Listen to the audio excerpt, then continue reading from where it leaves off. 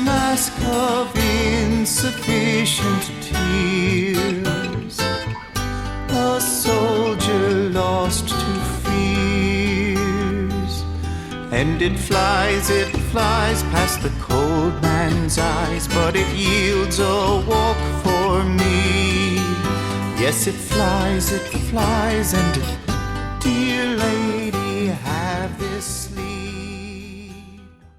Hello and welcome to the Weekly Stuff Podcast with Jonathan Lack and Sean Chapman. We are here to talk about stuff. This week on the show, there was another new Spider-Man movie, the 5 billionth Spider-Man movie we've reviewed on this show. Actually, the 9th overall, because we have done episodes on every theatrical Spider-Man movie. So we are talking today about Spider-Man No Way Home, which made an obscene amount of money this weekend. So you have probably seen it. If you haven't seen it, I didn't like it. I'm curious what you thought about it, Sean. I liked it. Okay. Well, we'll talk about that later. But we will also be talking about Halo Infinite a little bit. I've been playing some Persona 5, so maybe we'll talk about that.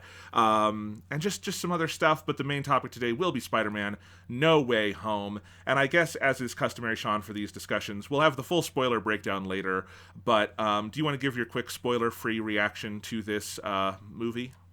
Yeah, I liked it a lot. I think for me, it's definitely the best of the Marvel Cinematic Universe Spider-Man movies. I think there's a good sense of that it's basically a trilogy of movies, and this is the end of a trilogy, right? It is a closing out on a lot of the themes and the different kind of take they have had on Spider-Man as this sort of, person coming into this world pre-built already with this like complicated relationship with Tony Stark as this mentor figure that doesn't really work for him all the way in the first two movies.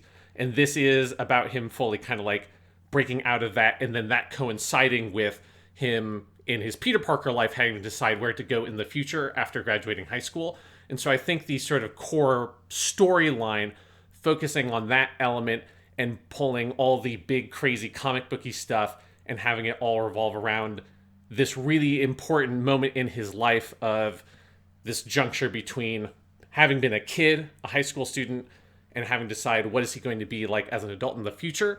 I think pulling all that together is really impressive when you also then have, no spoilers, but crazy multiverse shenanigans, as we know happens in the movie, without spoilers, because you have Doc Ock in the trailer and stuff like that. Obviously, there's lots of other elements from the other Spider-Man movies in here, and I think it's really impressive, and I loved how they pulled all those different elements together in a very Doctor Who-esque fashion to both be what I found a very entertaining movie, but one that also, more so than the other MCU Spider-Man movies, tells a really smart story about this version of their Peter Parker. I liked it a lot.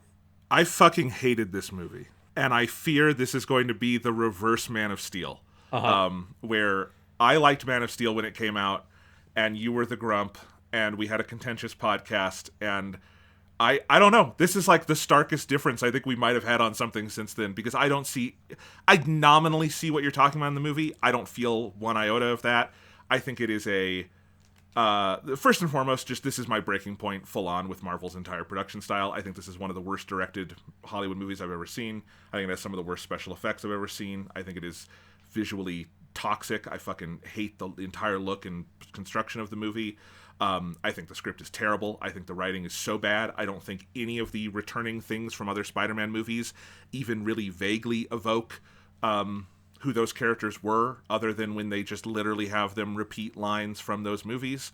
I do not like this version of Peter Parker. I just, like, at this point, like, this has really soured for me. I do not like this movie, and this movie might be my, like, full-on breaking point with the entire MCU thing. I think I might just be kind of over it. Yeah, I think we completely disagree for maybe the first time on a movie for a long time. That's fine. It can happen. But yeah, there you go. That's my 2 cents. We'll talk about it later. We'll see what we thought. Sean, before we get into stuff and whatnot, I did want to mention today this is coming out a day or two later than this, but we are recording this on December 19th. And December 19th, 2021 is the 20th anniversary to the day of the release of The Lord of the Rings, The Fellowship of the Ring. Oh, wow.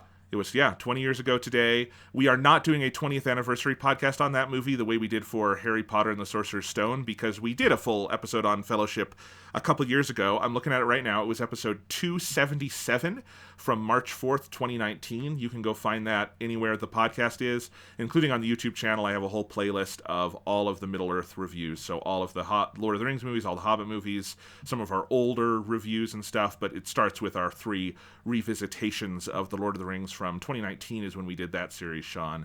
And I think those were very good podcasts. The Fellowship episode is 4 hours long. So there's plenty of stuff there.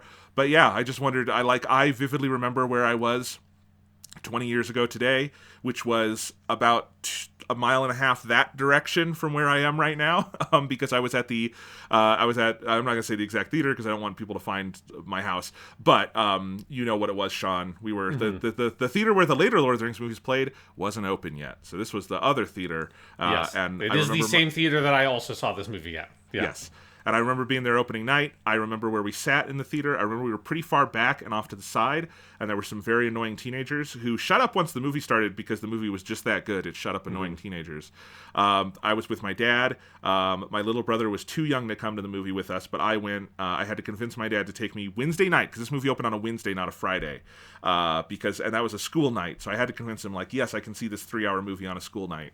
And my life has never been the same. Yeah, I don't think I remember in quite the same degree of detail as you. I assume I probably would have seen it Friday night, and I definitely saw it with my whole family because we all were big Lord of the Rings people, because we had listened to the audiobooks and stuff on road trips, and all of that. And yeah, it is, one of the best movies of the 21st century, certainly if you're looking at big Hollywood productions. No doubt. They do not make them like that anymore. Special effects used to mean something. Editing used to mean something. Cinematography used to mean something. I really miss it. It was nice while it lasted. The hell of a movie. Hell of a movie. Anyway, 20 years. Happy birthday to one of the best movies ever made. All right, Sean, where do you want to start with the stuff? I guess we'll save... I assume you've finished the Halo Infinite campaign, so we can maybe follow up on that. Let's save that for the end here, the end of the stuff portion. Do you have any stuff for us before? I have a couple of things here.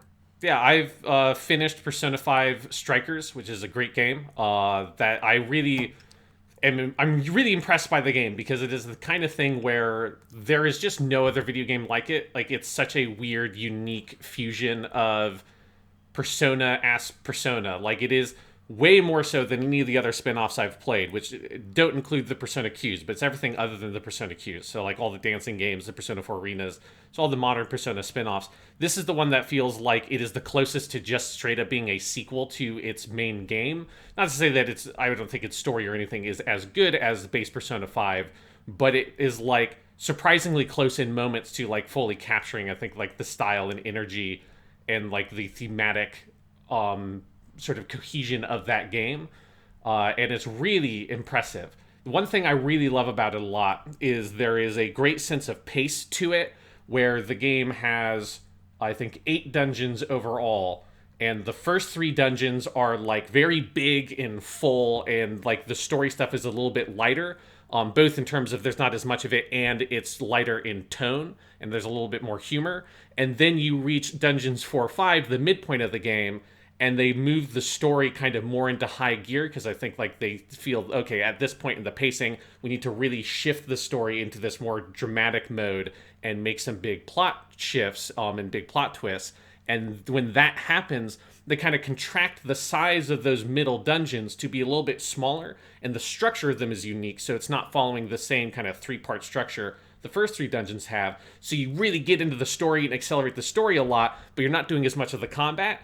And then Dungeon 6 is the biggest, most combat-full, richest dungeon in the game, because now you're okay, I had all this good story stuff, now I want to sink my teeth back into the gameplay. And then after that, the last 2 dungeons move back to that, really accelerated pace of the middle 2. And I think it's just a really impressive bit of game design of, thinking about how do we take our, very unique combat that, again, has this, cool PS2, PSP era video game thing of, I've never played a combat system that's like this. That's something you cannot say about many video games these days. Certainly not big full console games. Maybe smaller indie games will have more unique sort of individualized combat mechanics.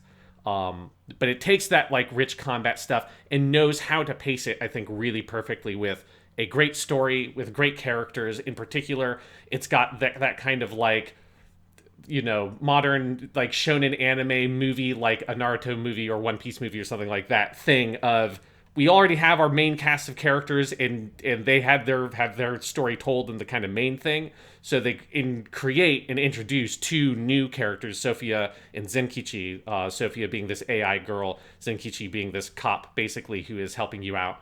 And they are the characters that the story is most focused around because they're the new characters they can build entire plots around.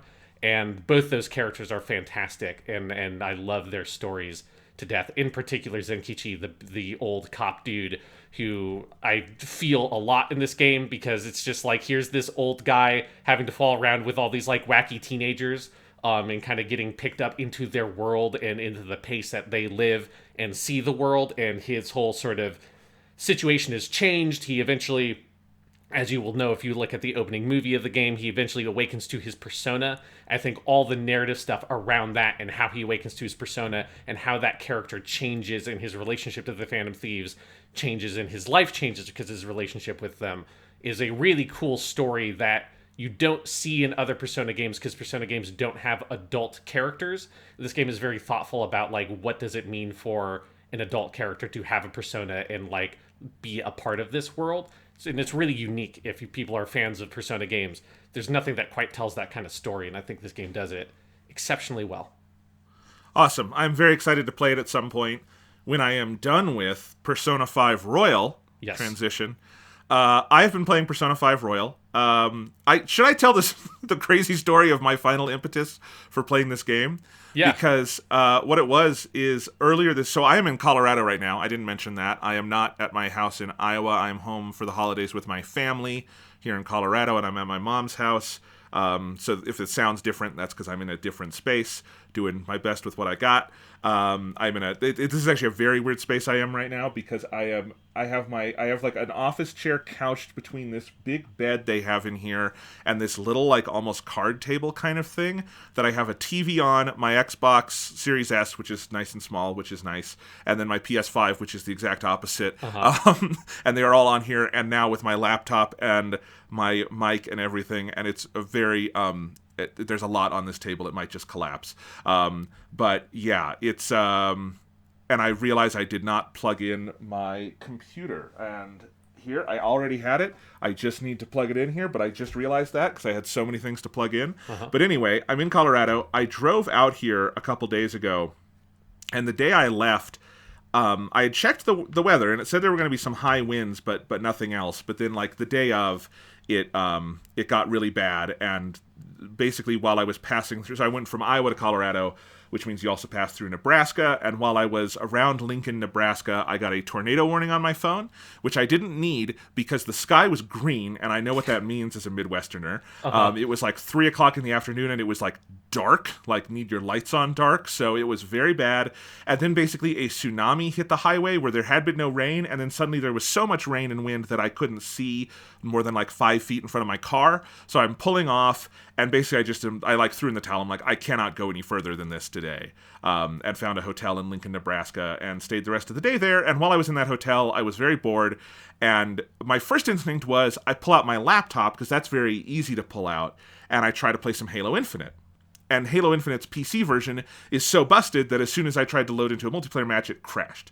So that was not an option. So then I thought, well, there's a TV in this room, and I went and looked at the TV, and I'm like, can I hook? Because sometimes hotel TVs you can hook stuff up to. Sometimes they're all closed off. But this one, it's always a real roll of the dice when you go to a hotel of like, what situation is this TV going to be in, and how much can I just sort of like hook all the shit I want to into this? Right, exactly. But this one had open HDMI ports and everything, so I went, okay.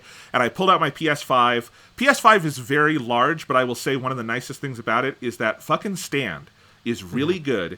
That stand feels like Apple designed it. It is like the most easy, like to hook up stand in either orientation. It's got that one screw that like sits in the thing, so it was there was no space I had in that hotel to set it down horizontally. I had to find a place to put it vertically, so it was on top of the refrigerator, hooked up to the TV, and then luckily, of course, you can pass the sound through the controller. And I was playing Persona 5 Royal. Also lucky, I couldn't get the PS5 online, but I had Persona 5 Royal on disc, and the Japanese voices are on the disc of Persona 5 Royal. You do not need an extra download, which is how it was for the original Persona 5, because I don't think the Japanese voices were there on day one.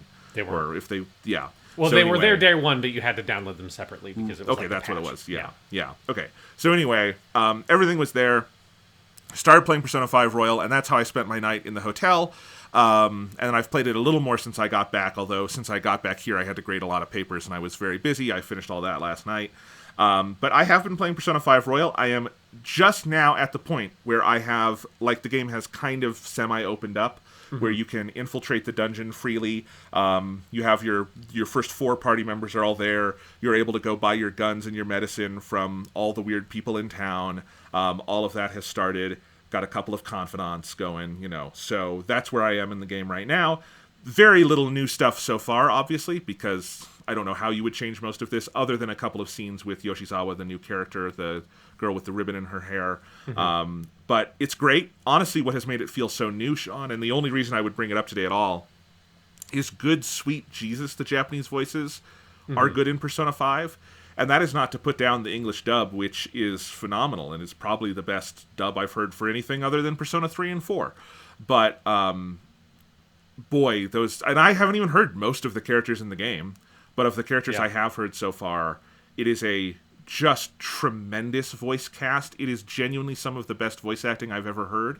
Because we've talked about, like, in the English dub, part of what makes the English dubs of the Persona games so good is that they don't have to worry about lip flaps or anything like that, right? But you realize, in Japanese, that's also true. They also don't have to worry about that in Japanese.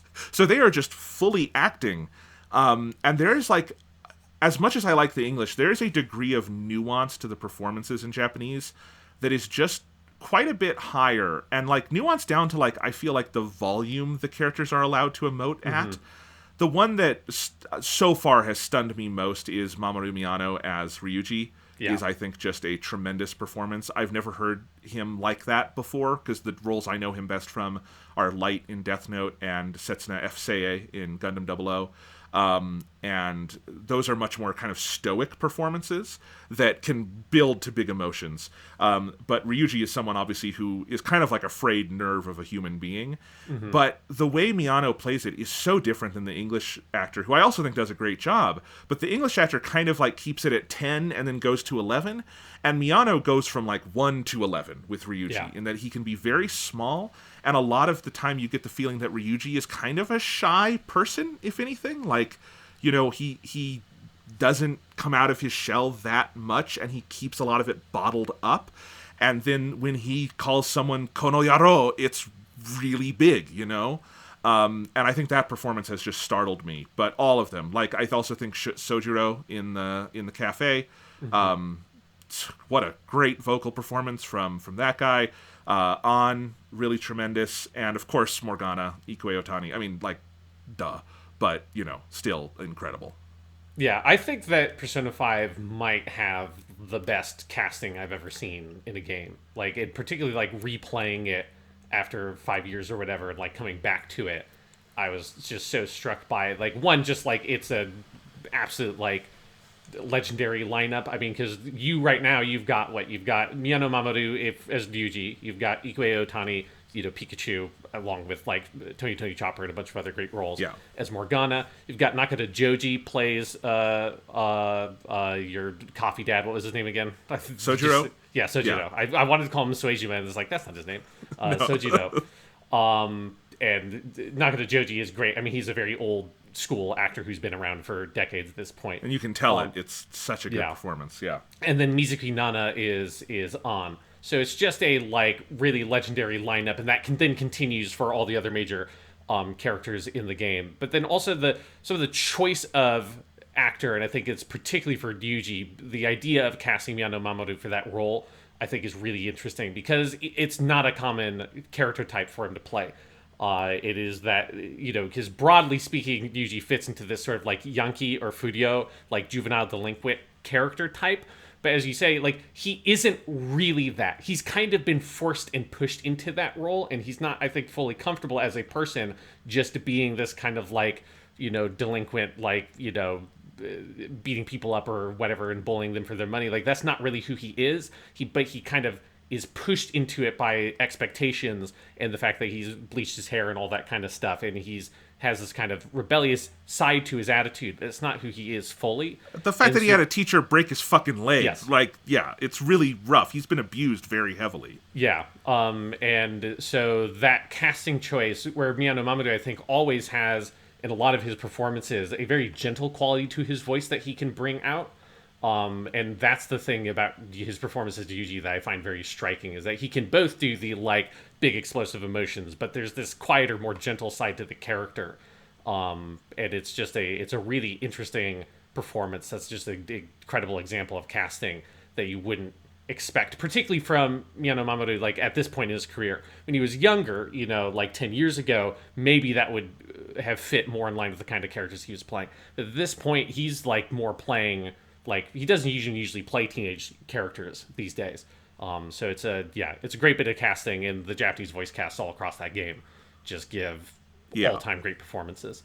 It's very canny, I also think, and like, I think English Ryuji is more the voice you expect out of that character, and that's not necessarily a bad thing, but I do think the Miyano, just there is a whole other layer of nuance that, like, is immediately apparent in there that I really love. I even think Ikue Otani, like, the English Morgana is very similar in style, and I think is probably the best adaptation of a voice from Japanese to English in Persona 5.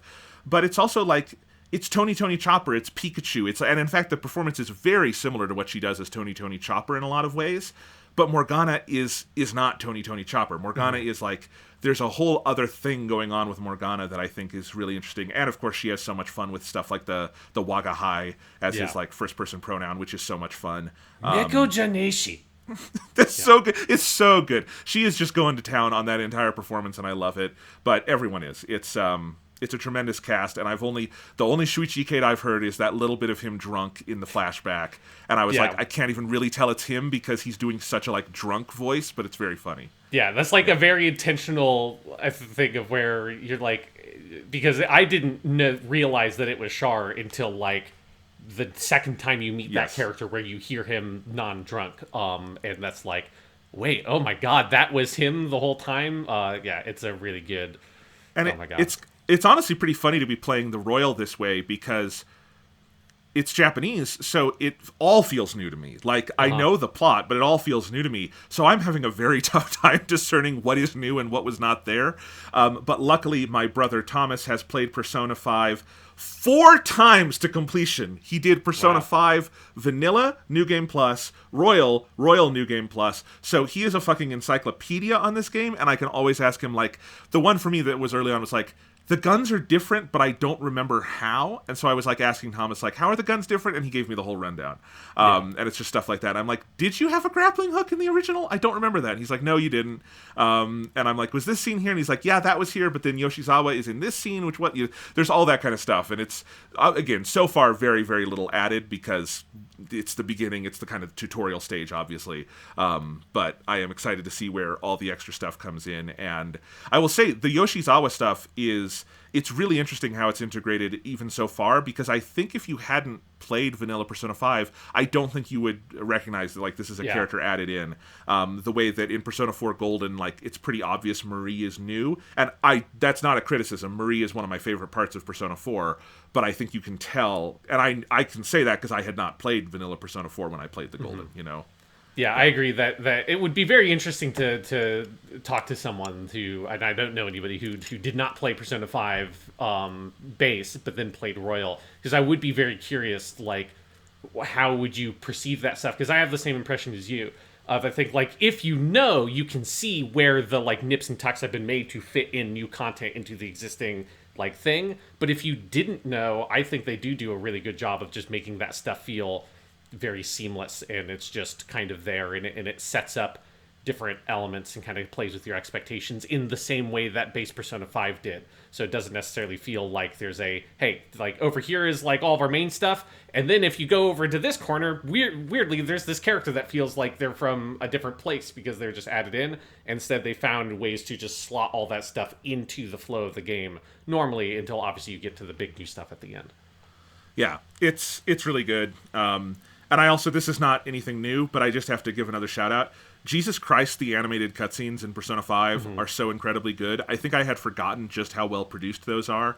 And I think maybe it's even more stark after like Persona 5, the animation kind of crashed and burned. It's like, boy, the stuff in the game is just so gorgeous. But yeah, it's a good game. And the new battle song, Take Over, best use of horns in a video game. Oh my god. It's so great. And this is like a thing that, it's an interesting comparison with Persona 4 The Golden, where Persona 4 The Golden, I really like the song Time to Make History, but I almost never heard that song for the entirety of that game, because then they've done the same thing in Persona 5 Royal in some ways that they did with The Golden, where they added in a second battle song that it changes which battle song you play, whether or not it's a normal fight or a fight where you get an ambush. But if you're they reversed it in Royal, right? Yeah, if you're good at playing Persona, though, like you're going to get an ambush like 99% of the time. And in Persona 4 The Golden, they had the original song is the one that plays when you get the ambush, and Time to Make History plays when you have a normal fight. So I almost never heard it. This time around, Takeover plays when you get the ambush, and then Last Surprise, the original Persona 5 battle song, plays in normal fights. And that is, like, thank you. It's just like I gotta hear song, and specifically the song feels like it is designed to be around that, like, ambush sort of, like, mechanic, because it comes in really strong with the horns immediately as soon as you do the ambush. So it feels like it is this, like, you're coming in strong immediately. It's a very, I think it's a much more elegant implementation of that. We've added new battle song than Persona 4 The Golden did. Yeah, no, I agree with that. I think it's very good. And I haven't heard a ton of it yet, obviously, because all the stuff I've done in the dungeon is like the kind of pre-designed fights. But it is fun. I'm excited to go fuse some personas. Oh, the other one, Japanese Igor. I already knew this because I'd heard it. But Jesus Christ, Sean, that voice. How does a human being's voice go that deep? Because in English, the English voice is fine, but they have to artificially deepen his voice because I don't think they could find an English voice actor who could do that. But in Japan, there's a couple of them, and they found one of them, and it's amazing. Yeah, it's fucking that dude's scary. Yeah, very scary. All right, Sean, I had one other thing I wanted to talk about before we get to Halo, which is that I have over the last couple of weeks been listening to a bunch of Big Finish Doctor Who stuff. And I've kept meaning to mention it, but I thought I should mention it because this is a podcast that used to frequently talk about Doctor Who before the TV show was assassinated in its sleep. And have you watched the new season yet? Just wondering. God, no. Okay. I think I did the same thing that I know that you did. I've like checked out synopses of the episodes after they came out, and it was just like in more and more like just despair of. I mean, there were ways that they could have unfucked it, and they did not take any of those ways. And it's like, well, fucking great. You just fucking it even more and more. I will watch it eventually. I promise myself that I will. I've watched all of it. I'm gonna watch this shit, but I'm probably gonna just wait until we're like right at the moment of where it'll of the end, and then I can just be confident that it's over. Like I don't think I could watch this and then be like, and then eventually I'm going to have to watch more of it. I think it's like that. I have to just like take all my medicine at once and just like get through it. And that's when I think I'll end up watching this. As far as I can tell, can only be described as absolute dreck. Yes. But in part because Doctor Who is such absolute dreck on TV, there have been an accumulation of things Big Finish has been doing with Doctor Who lately that I have been wanting to listen to. Mm-hmm. And it just so happened that over the last month, I had a road trip to Chicago and then a road trip here to Colorado.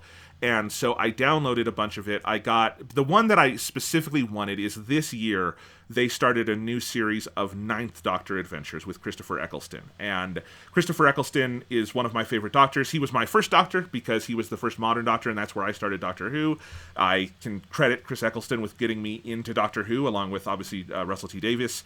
And so I love that incarnation of the character. But the Ninth Doctor, by far, has the least content of any Doctor, because he only has those 13 episodes, and then no audio dramas or anything else, because he's never come back for a special. He had not done anything with Big Finish before, so he had the least stuff. I mean, the Eighth Doctor has less on TV, but the Eighth Doctor has more than, I think, anyone, if you count up all the audio stuff, right? Yeah, probably. I mean, Yeah. either him or, I mean, also the Sixth Doctor has a shit ton of audio That's stuff as true. well, because those are Yeah. the ones that they're like, well, they got fucked in TV, so we got to give them all the good stuff in the audio. Right, exactly. So, but Chris Eccleston, I'm not sure what it was. I think it's probably the Big Finish people are smart, and they can write some damn good Doctor Who, and they got Chris Eccleston to come back, and they have done a full series of audio episodes for Chris Eccleston. 3 of the box sets are out. There's one more set to come out in this current series, and that'll be out in February, and then they are starting a second series in May. So there will be at least 8 boxes total, each with 3 hour-long episodes. The first 3 boxes are, the first one is called Ravagers, and that one it's 3 episodes, but it's one serialized story over 3. That one's written by Nicholas Briggs, who's kind of the main guy over there at Big Finish. Then his second box is called Respond to All Calls. That's 3 standalone stories. And then Lost Warriors is the third one, which is also 3 standalone stories, but with a light degree of serialization, because the first 2 adventures are the Doctor is trying to get somewhere, and he goes to the wrong place and has an adventure, and then we find out where he was going in the third one. But they're phenomenal. They're really, really good. Have you listened to any of these, Sean? I'm just curious. No, it's been a while since I've gone to the Big Finish stuff. And Yeah. I think I'm with you. Like, I think it's probably about time for me to jump in because they're wrapping up a couple of these projects that I've been interested in checking out. Yeah, because they've done stuff with the 10th Doctor, they've done stuff with River Song, a lot of stuff that I would like to hear, but, you know, David Tennant got a full run. I don't need more 10th Doctor the way you need more 9th Doctor, kind of, because he had a very short little run. And I will just say, these stories are terrific. I think they are better than most of what the 9th Doctor got on TV, other than Dalek and the Dr. Dance's 2-parter. I think these are more on par with those than they are with the rest of his run. Ravagers, in particular, is that 3-part story where the first one back is just a really crackerjack, like, big time travel wibbly wobbly narrative that is basically the Doctor having a big crazy adventure completely out of order. And it's very fun. It's very well tuned, and this is true of all 9 stories that they've done here. They're very well tuned to the specific personality of the 9th Doctor as this. You know, he's the Doctor after the Time War. He's the one dealing with that trauma, like, most directly. And he's the one who's traveling alone, and they've very much maintained the continuity that he is traveling alone until he meets Rose, and I think that's the right thing to do. I think it would be weird if he had a long-term companion before we get to Rose, because the implication in that season is very much that that's where his heart kind of thaws. But they maintain the idea that the 9th Doctor is, like, tremendously empathetic. He's very kind under the surface. He just doesn't have time for bullshit, and he's a little emotionally closed off about himself. And I think they do a really good job with that throughout his stories. Respond to All Calls has... all of the stories are good, but I think the third one, which is called Planet of the End, is particularly good. It's very Douglas Adams-y in a lot of ways, and I loved that one. And then the Lost Warriors box set, the first 2 are fine. They're, like, good, solid Doctor Who stories. The last one is called Monsters in Metropolis, and it has one of the best premises for a Doctor Who story ever, which is that the Doctor is going to visit the set of Fritz Lang's Metropolis when it is being shot in 1925, and it turns out a Cyberman has taken the place of the robot in that movie, and I won't spoil anything else, but that is one of the best ideas for a Doctor Who story ever, and it very much, like, tickles the film historian in me, because they did their homework, and, like, it's and like, you find out the 9th Doctor is a big film buff, and I'm like, well, great, now I have a new favorite Doctor, because he knows me, and it's really fun. Awesome. Yeah, that all sounds really good. Like, I really need to get back into it, because I used to listen to a lot of the Big Finish stuff. I also I don't have any big road trips on the horizon. So it's like I wish I had my. In many ways, it's the same thing with like podcasts. I wish I had my like old commute again. In some ways, just because it was like an opportunity to like enjoy audio based content. That I don't have a good avenue right now to kind of fit that in. But it's worth making time for, and Chris Eccleston like comes back to the role just like a glove. He is one of my favorite actors from other stuff beyond Doctor Who as well, and I think he totally remembers, I think, his characterization, but honestly the writing also gives him more shadings because he gets to go be in more kinds of Doctor Who stories, and it's very cool to see him flesh out his take on the Doctor in this medium, kind of unencumbered, you know. There's also a story where they let the Doctor grow out a beard to make, and I love that because you get to picture current Chris Eccleston, who is like very bearded, which is funny to me, so I like that. I have also listened to the first 2 of the 4 War Doctor box sets they did. They did a full season of these before John Hurt died, and they only got to do the 1 season because John Hurt died after they recorded that. But John Hurt did come back for a full season through 4 box sets, again 3 episodes each, of the War Doctor, and this is kind of in that same vein, in that the War Doctor is only in really that 1 episode of Doctor Who. But there's a lot of material you could do with him there, and so they very much took up those reins. And I think this is even more impressive than the Ninth Doctor stuff, in part because, oh my God, they got John Hurt. Like, yeah, and like, if any, no offense to any other person who has played the Doctor, but there are very few actors in the history of like moving images that have a voice as good as John Hurt's. So if there's any Doctor you want on audio, it's John fucking Hurt. And he brings it. It's the same as the 50th special. You might expect John Hurt to phone it in a little bit for this silly sci-fi show. No, he's just being John Hurt. And I think the writing is really, really smart and precise. Nicholas Briggs, again, does the first set, and then some of the other Big Finish house writers do the second one. The first one is called Only the Monstrous, and it is basically 1 story over 3 episodes. The second one is called Infernal Devices, which is 3 stories, but they're very connected, all about the Doctor basically trying to get rid of different weapons of mass destruction, all of which by the Time Lords, not the Daleks, which I think is interesting. And I think their characterization of the War Doctor is just spot fucking on, because it is, you always hear throughout, and I think this was true in the 50th also, this desire in the character to go get in the TARDIS, fuck off, and have fun adventures, meet a companion, go do silly shit out in space. He wants to go do that, and he knows he can't because of this terrible thing that's going on. And he very much feels like his job is to like stop the bleeding by whatever means necessary. He is not strictly aligned with the Time Lords. He is totally happy to kill Daleks, but he is also not at all opposed to stopping the Time Lords from going too far in their stuff. There's a lot of, I think, very intentional sort of foreshadowing to the decision he makes in the 50th special, because you see how bad the Time Lords are getting, and it very much gives you like kind of a Third Doctor, Fourth Doctor vibe of like the Doctor having this very combative relationship with his species because they're a bunch of assholes. Particularly, I think the way they write John Hurt around the Time Lords reminds me a lot of John Pertwee and how he would interact with them. Although there's also some, you get into the Tom Baker of just being very angry at these piece of shit people he happens to share genes with. But it's really, really good. I'm excited to listen to the second half of his series. And then John Hurt did pass away, but they have continued the series as a prequel called The War Doctor Begins, with an actor who is a sound-alike who actually does a really good John Hurt impression. I guess he was part of like the fandom, and then they found him and brought him in to continue doing some of these stories. But that's just one where it's like, hey, it's really cool to like let John Hurt, like now we can say John Hurt is like one of the Doctors up on the shelf because he has a season, and like he doesn't have a companion, but there is a recurring co-lead named Cardinal Alestra, who is sort of the antagonist, sort of his frenemy over the course of these episodes.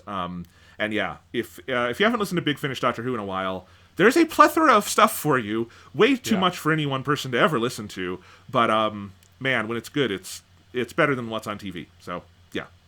Yeah, it's that thing of, you know, the War Doctor stuff is interesting because it was like such a heavy lift on the 50th anniversary to be like, here is a version of the Doctor that we've never seen before, that like fucks up the numbering completely, and he's somehow between 8 and 9, which means that actually now 11 if you count the Meta Doctor, from the end of season 4 is now he's like actually at the end of his regeneration cycle. Like it was like a big wrench to throw into things. And the only reason it works in many ways is because they got John Hurt, and it's like, and is that they got John Hurt, and John Hurt came to fucking play, right? Like he came as like he was ready to like engage with the material, and it's like now, you know, at the time I remember being fairly mixed on like the concept and being a little bit frustrated by it because it was such a weird thing. But now that it's just like it's a thing that happened, and I've watched the 50th special like fucking 6 or 7 times at this point because it's just such a fun thing to watch. It does feel like he's just there, right? He's just a part of the history of the show. And now it feels like of course you have the War Doctor. Like, why would you never have the War Doctor? It's crazy to even imagine that you wouldn't have done this thing. It's because John Hurt's so fucking good. Yes. I think you in particular, Sean, will love these stories. They're so situated at like that midpoint of classic Who and modern Who. They do a lot of fun stuff with that. I think Leela is in one of them later in the series. She's big in all the Time Lord shit. After the end of her role in the TV show, she's left on Gallifrey. Yeah. So I know that Big Finish like picked her up, and she's been in some of the audios that I listened to a while ago. Not only that, I just learned this. Louise Jameson, who voices Leela and played her on the TV show, she directs the entire War Doctor Begins series. She's a director at Big Finish now.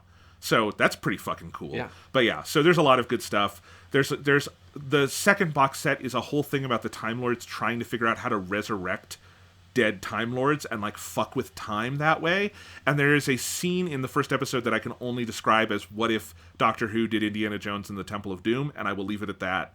It is as good as it sounds. Interesting. I wonder if that's how Rassilon comes back. I wonder if that's how that all plays. Ooh, I don't know. That's not in this box, I will say, but that is an interesting idea. Yeah. I'd be curious if there's more of that later on. So anyway, good stuff all around. Yeah, do you want to talk a little bit about Halo Infinite? Sure, yeah. We can talk about the Halos. Yeah, so I finished the campaign. I've tweeted about it. I think people generally know my thoughts. I liked the campaign a lot. I think the last third of the campaign is the weakest part because it takes you out of the open world and into a lot of repetitive corridors. And Halo Infinite is not the first Halo game by 343 or Bungie to have too many repetitive corridors. That's not like a completely new problem for Halo. I think it is just too long in this game. There's some very good stuff in that last section, but I think it is repetitive. But I still loved the campaign overall. It's just the game plays like such a dream to me that I would play a lot more of it that was a lot worse than it actually was because I enjoy the fundamentals of just manipulating the game that much. And I have found that has very much carried over to multiplayer, which now that it has fucking playlists, I'm starting to really enjoy. Big Team Battle is bad, and it's actually completely broken right now, and I can't even get into a match. But even when I could, I still do. I do not like Big Team Battle. I think the 12v12 is wrong. I have tried to do a couple of like CTF matches where I've never seen a CTF match in Big Team Battle actually end in a victory. It's always a draw because 12 people, there's just, unless you are the most incompetent team possible, there's no way to not both defend and attack, and so it is impossible to win. But for the arena stuff, for SWAT, for free-for-all, for Slayer, and for Ranked, which I've been having a lot of fun in Ranked, I'm starting to really like the multiplayer, and I'm enjoying that a lot. And they fixed a lot of the Battle Pass stuff, where the challenges now feel more like the challenges were in Halo Reach, where they like give you suggestions of where you could go in the game today and like helps you like go around and do different things, but it's not crazy stupid specific shit that will like make you play the game badly. So I've been starting to enjoy all of that. So that's kind of where I'm at with Halo Infinite. I'm starting to really enjoy this game a lot. Yeah, I'm still very mixed on it overall. I think for me the campaign, I think it's the thing of where it nails the like 30 seconds of fun thing, right? That like Marcus Lito, the combat designer from the original games, quote of like, that the core of the game has to deliver this 30 seconds of fun, that core combat loop. And I think Halo Infinite like absolutely nails that in spades. But I do find, other than the music, which is also quite good, I kind of just think that everything else in the game is really mediocre. Like I think the campaign, the open world in the campaign is like so barren and so repetitive in like the tasks in the setup. I think it doesn't have any good like sort of feedback loop in terms of the like little bits of progression that are there. Things like unlocking very bland, blasé cosmetics that only exist in the multiplayer mode in the campaign feels like a bad collectible. The audio logs are maybe the worst audio logs I've ever seen in a video game. Like, they are just complete filler, fluff, meaningless, just random junk to fill the open world with. Like, once you upgrade your grapple hook to max, you don't need to upgrade your character anymore, so the Spartan cores feel kind of pointless to pick up. Like, I just feel like, and then everything else is just, here's a slightly different flavor of like a open world combat encounter. That's like the only things the only tools the game has are so limited that I think once you've played about 5 to 6 hours of the campaign, you've seen basically everything meaningful the campaign has to offer you, the player. So then it just becomes about repeating the 30 seconds of fun over and over again. But the campaign is also about 4 hours longer than any other Halo campaign because it's an open world game. So I found myself just getting very kind of bored with it. Certainly by the time you get to the end, where then, like, I definitely think that last third of the campaign is also really bad, because it's not just like endless repeating corridors. It's like endless repeating corridors for like 3 hours with nothing to break it up. So it's just, it is just like, it is the most excessive that Halo has ever had. That maybe outside of some of the parts of Halo 4, that Halo 4 really has some sections a lot like that.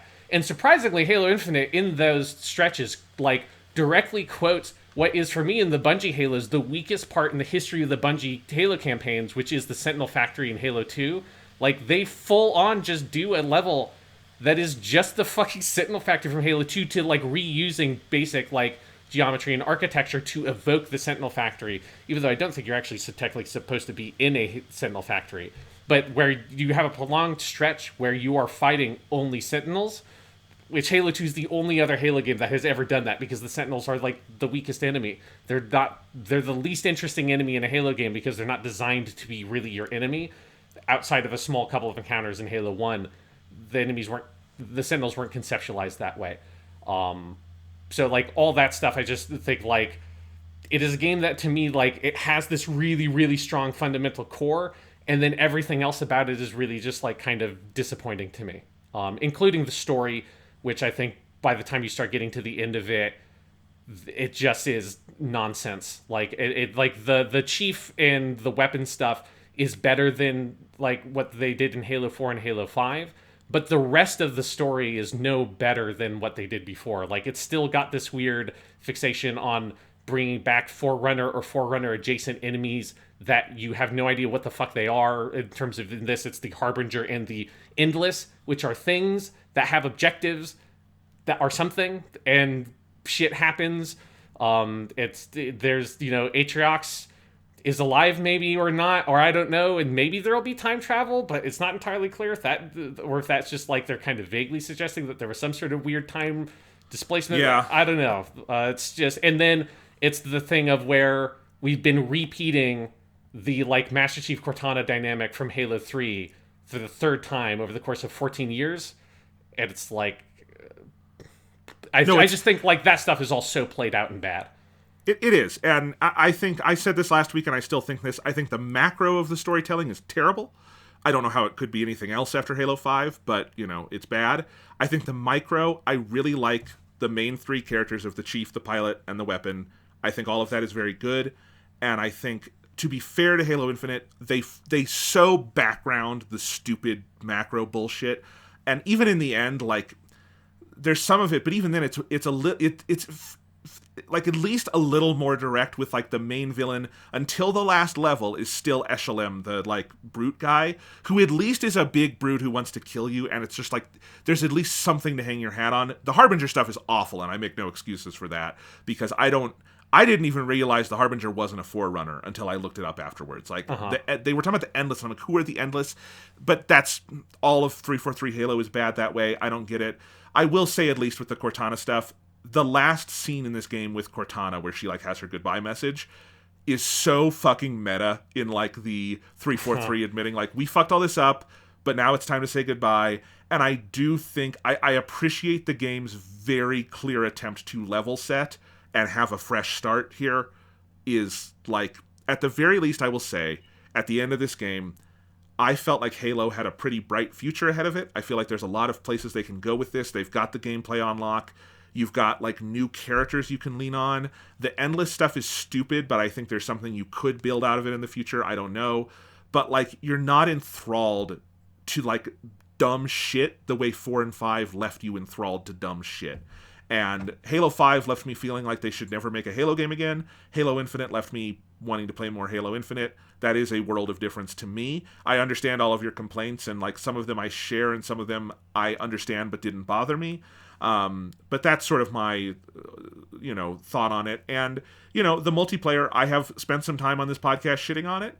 I have grown to like it more and more, and it is pretty clear that 343 is doing a good job responding to things pretty quickly this time, which I don't think they were very good at in 4 or 5. Mm-hmm.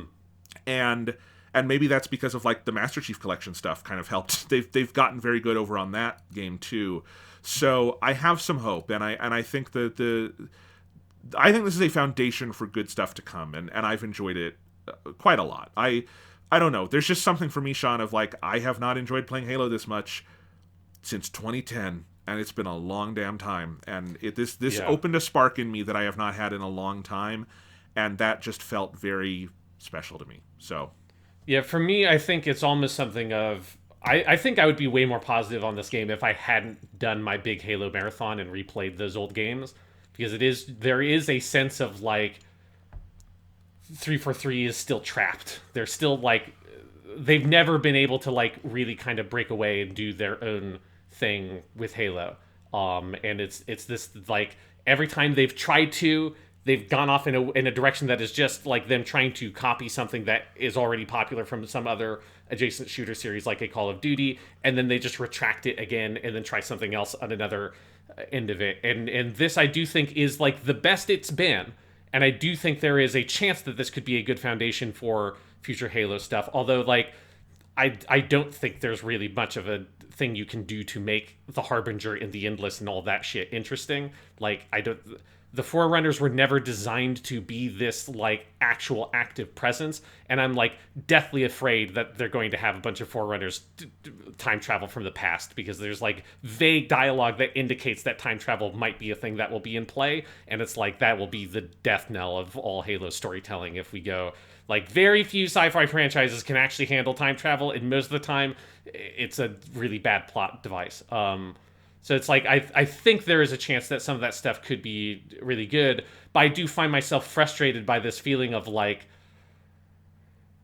replaying Halo 3, that we're still just trapped in the shadow of that game 14 years later, and that has not changed, right? Like there's like huge reams of dialogue in the ending section of this game from Cortana, where she is literally just doing the thing from Halo 3 of the ghost voice, down to long sections of identical dialogue that was dialogue she did with the ghost voice thingies in Halo 3. It's like, yeah, how are we still, again, like, that happened when when we were freshmen in high school. It's like, how is this still a thing? And it is like, deep in my heart, it's just like creatively very dull. And I kind of couldn't escape that feeling for most of Halo Infinite.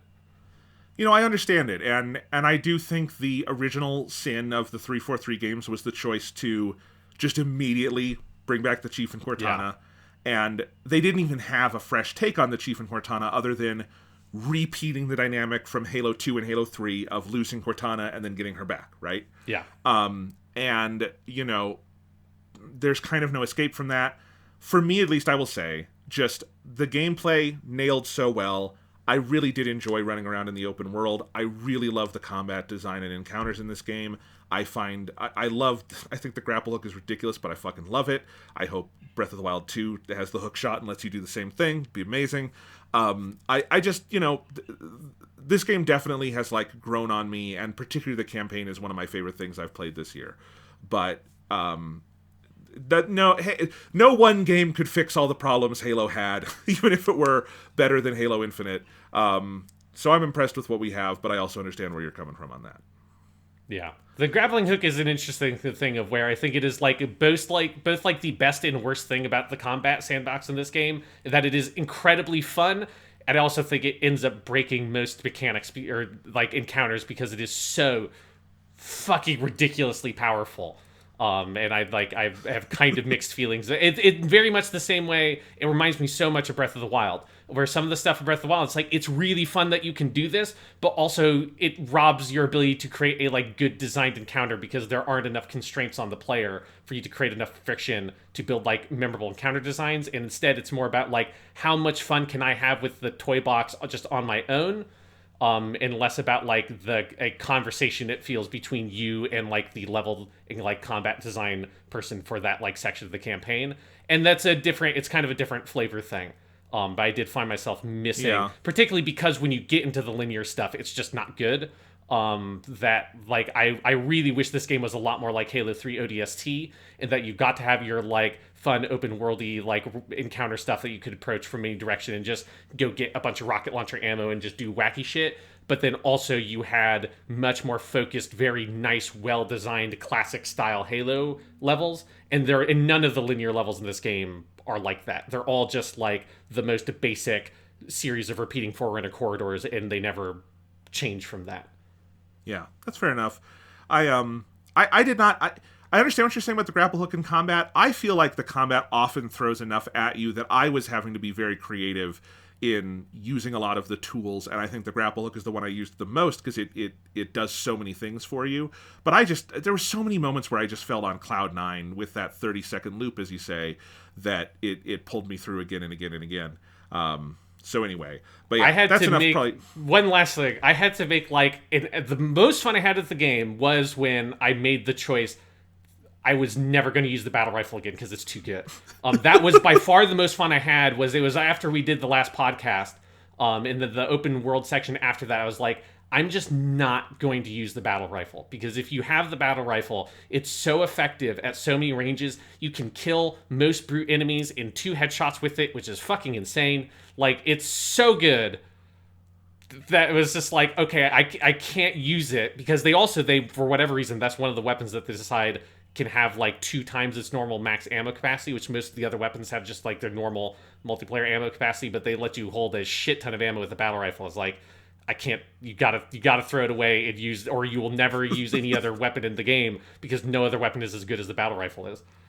I will say the battle rifle being that good makes for some of the best SWAT this series has ever had for multiplayer, and for Ranked Slayer, where you all start with the battle rifle. I don't know how much you've digged into the multiplayer since they've kind of added a bunch, but I've messed with it, and I think like I just find I'm very bored with like the multiplayer maps, because I think I played a lot more of the multiplayer than you did before they added in the playlists.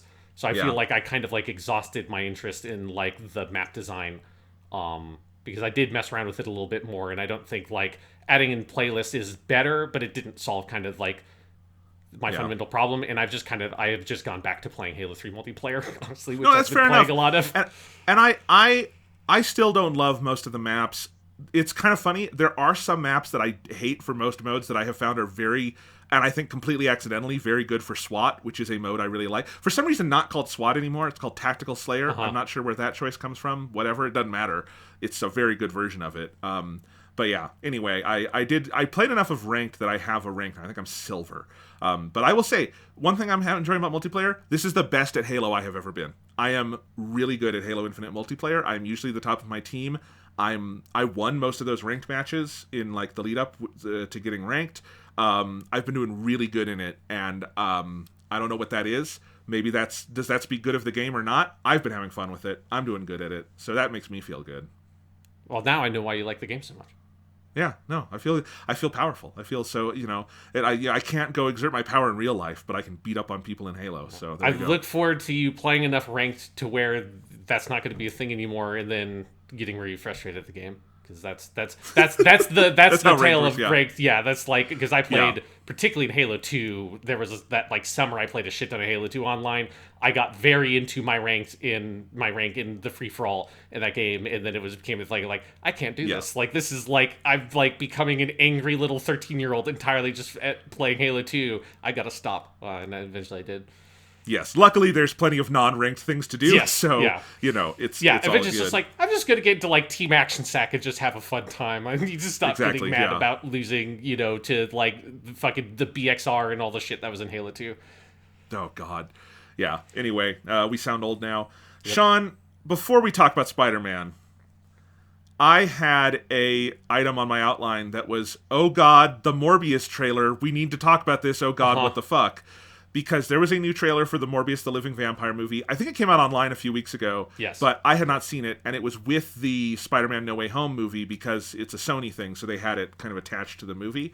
And I had not seen it before. Mm-hmm. That looks like they are trying to convince you this is the worst movie ever made. Am I wrong? It looks like they are making a direct-to-DVD movie that they've decided to put into the movie theaters. Like, that's what it looks like. It is like bargain bin. Like, you know, I know that blockbusters aren't a thing anymore, but it's like back when blockbusters were a thing. It's that movie that they put next to like Blade or something that like to convince you that this is like a movie of that like quality or like budget level or something, but actually it was made by like 5 people in their backyard. Like, that's what Morbius looks like. It's the modern day equivalent of that. Like Transmorphers for Transformers or something like that? Yes. I mean, good God. Like, everything about it. It looks so simpering and dumb and, like, bad and proud of how bad it is. Jared Leto at his Jared Leto-iest, which just... I wish that guy had just stuck with 30 Seconds to Mars, because at least we could ignore him when he was doing bad music. It's harder to ignore him when he's doing bad movies, you know? Please go away, Jared Leto. The worst thing the Academy did was give that motherfucker an Oscar a couple of years ago, because that just unleashed hell on all of us. He was gone from acting for so long. Now he's back, and he's going to be Morbius the Living Vampire. For some reason, Michael Keaton is in this, crossing over with Spider-Man Homecoming. Yeah. I don't know why that's a thing. There's a shot of Matt Smith in the trailer, and it made me sad to see him. It's like, oh no, Matt Smith, your movie choices are so bad. Why do you do this? They have been pretty bad. Matt Smith has this weird thing where since he's been the Doctor, he's pretty much only played bad guys, either in movies or like on The Crown. He's Prince Philip, who is a bad guy. Yes. Yeah. And that is The Crown's perspective on him too. That's not like me politicizing. That's like the show's perspective on it.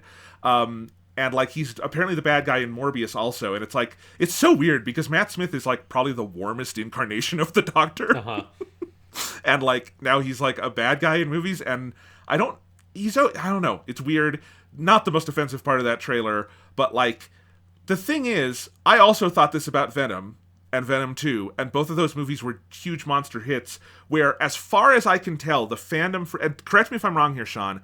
The fandom for Venom isn't anyone who actually thinks the movie is good. It's all people who are amused by how bad it is. And then Venom 2 they liked even more because Venom 2 leaned in and just tried to be a bad movie. Like, it's 85 minutes long and it's just pure schlock shit. And people are into that.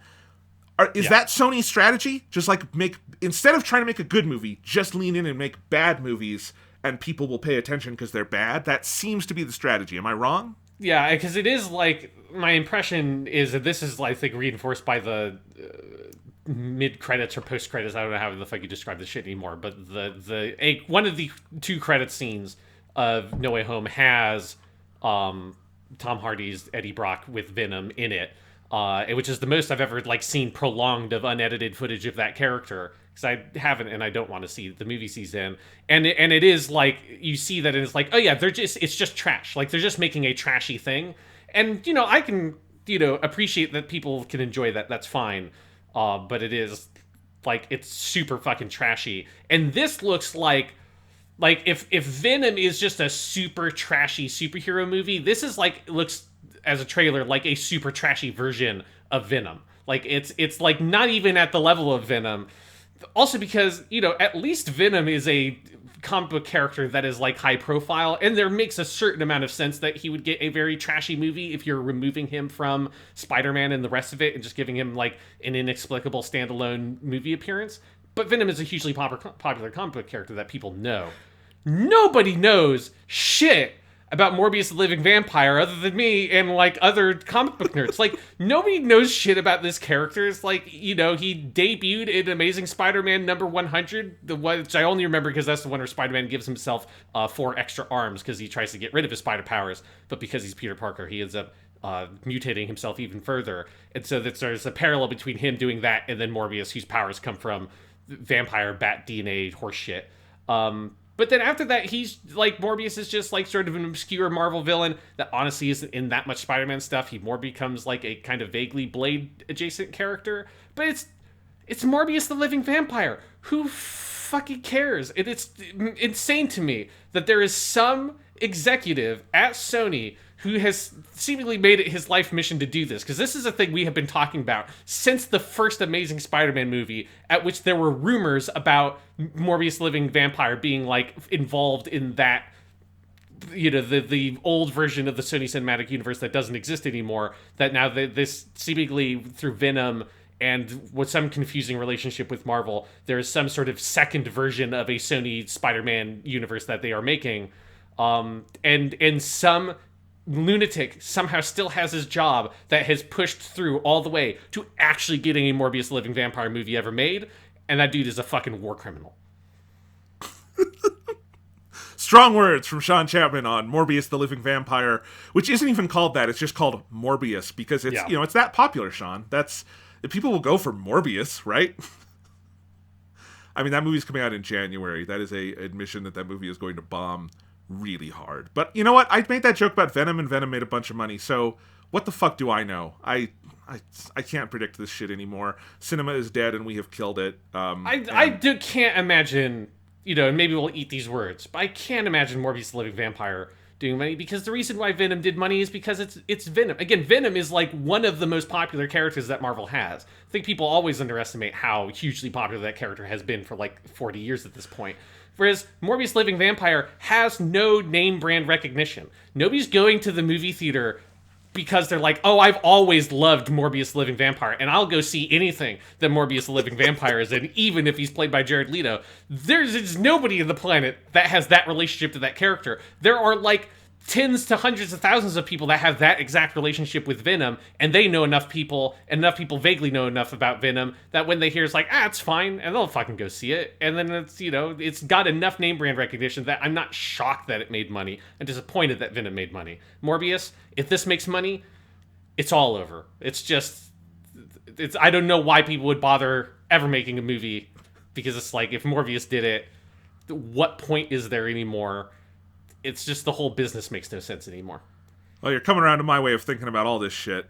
But I'm just saving this, Sean. This is the 1 hour, 5 minute mark, your rant about Morbius. I'm just saving that in case that movie makes money. I will replay this on a podcast because it'll make me laugh. Yeah. Anyway, do you want to talk about Spider-Man No Way Home? Let's talk about Spider-Man No Way Home. All right. Spoilers from here on. Although people have made so much about the spoiler thing, there's exactly one thing in this movie that surprised me and nothing else. And everything about this movie leaked 5 years ago, you know? Like, we knew everything about this movie before there was a trailer for this movie. Yeah, so spoilers, 3, 2, 1, blah, blah, blah. The one thing that surprised me, and it was by far my favorite moment of the movie, was Matt Murdock. I did not know Charlie Cox was in this, and when he came in as the lawyer, that was cool. Daredevil, like, acknowledged that's still canon in the MCU. They should do more with Charlie Cox as Daredevil, because that was the best thing they did with the Netflix stuff. Yeah. I liked that moment.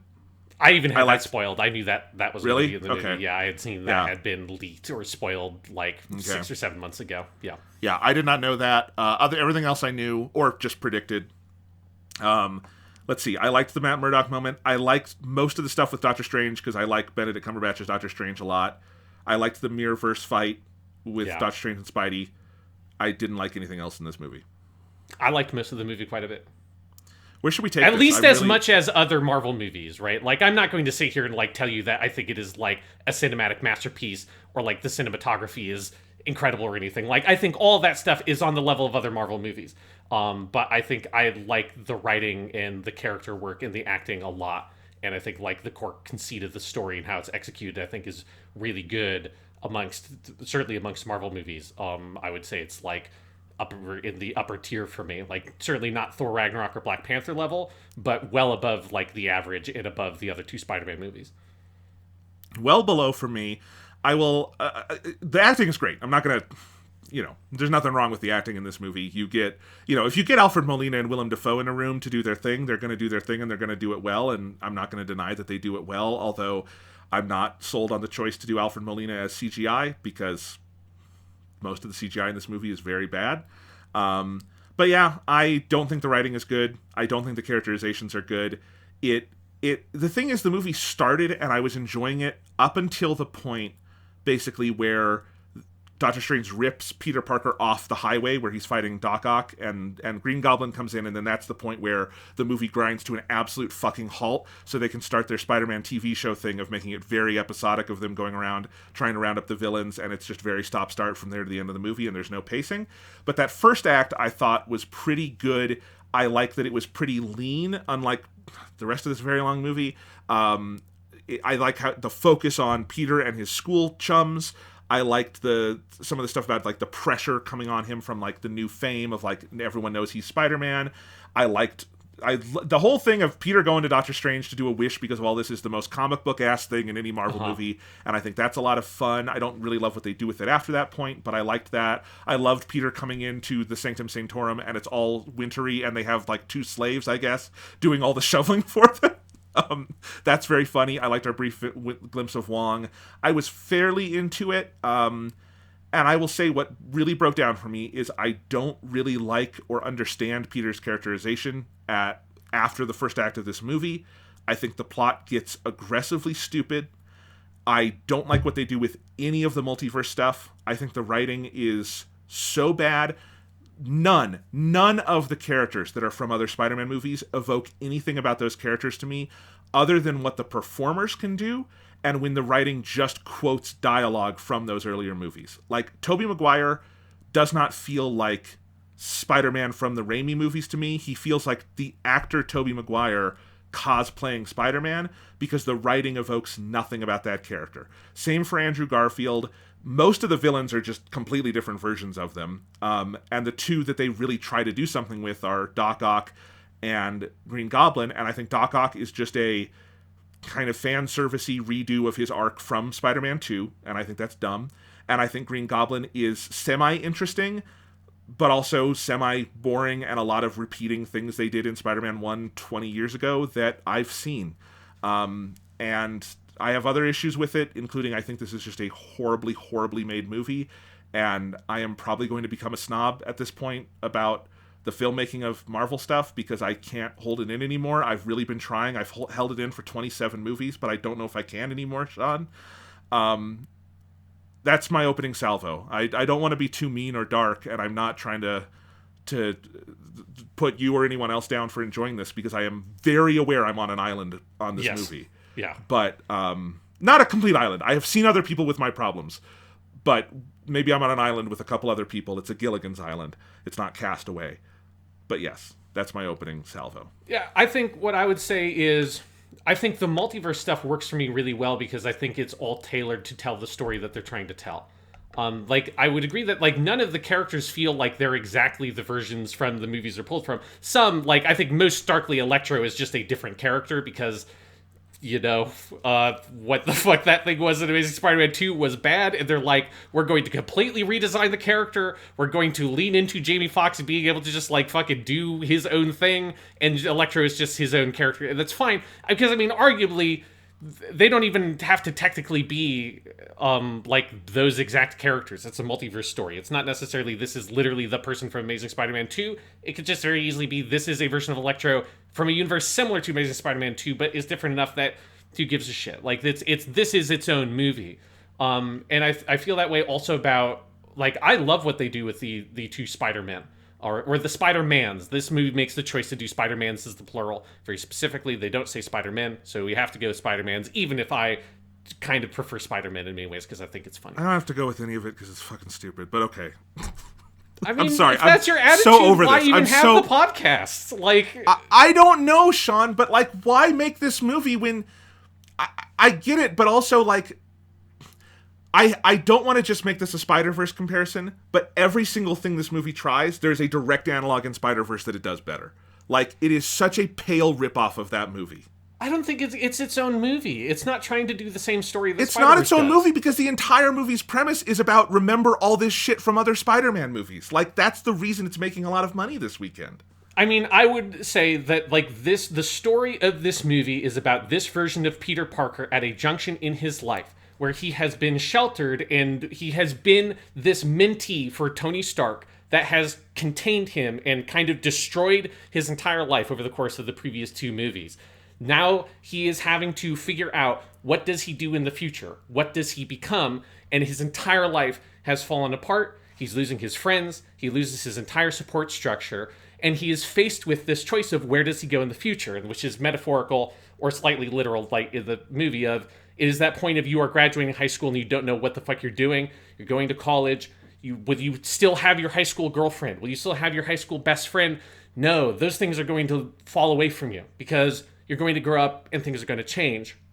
And he's afraid and he's scared and his life is falling apart. And he sees a future, versions of his own future at two different stages in his life, right? The Andrew Garfield version, which is the young adult, like he's still kind of lost, but he's still, he's experienced other losses and new losses from what Peter is, but he's still moving on and still believes in being Spider-Man and doing the right thing. And then he sees Tobey Maguire as the older, fully adult, settled in, married Spider-Man who has found this balance, who has a family, who has found safety and security and assuredness in his life. And so Peter learns that it's okay, that he has a future, and those things he's trying to hold on so tightly aren't the things that make him who he is. Spider-Man and his compassion and his empathy makes him who he is. And if that means that he has to lose all the gadgets and lose all the gizmos and lose all the relationships that he thought were the things that defined him, it's okay because he's moving on and he's growing in his life. And that's, to me, the story of this movie. And that's not the story of Spider-Verse. The story of Spider-Verse is an origin story that is also about the message of that anyone can be a Spider-Man, and that's what that movie is doing. That's how it uses its Spider-Verse concept. This is almost even less of a multiverse thing in some ways for Peter, and it's more of a time travel story delivered to us through a multiverse concept because it's more about him getting windows into his own future. That would be my argument for why it's not a ripoff of Spider-Verse in any way. The movie exists because Spider-Verse was made, so it is on that level. In a business sense, but Spider-Verse exists because multiverse Spider-Man comics and that concept was very popular in its original medium. Like, it exists because Spider-Verse is popular, but it's not a ripoff of Spider-Verse.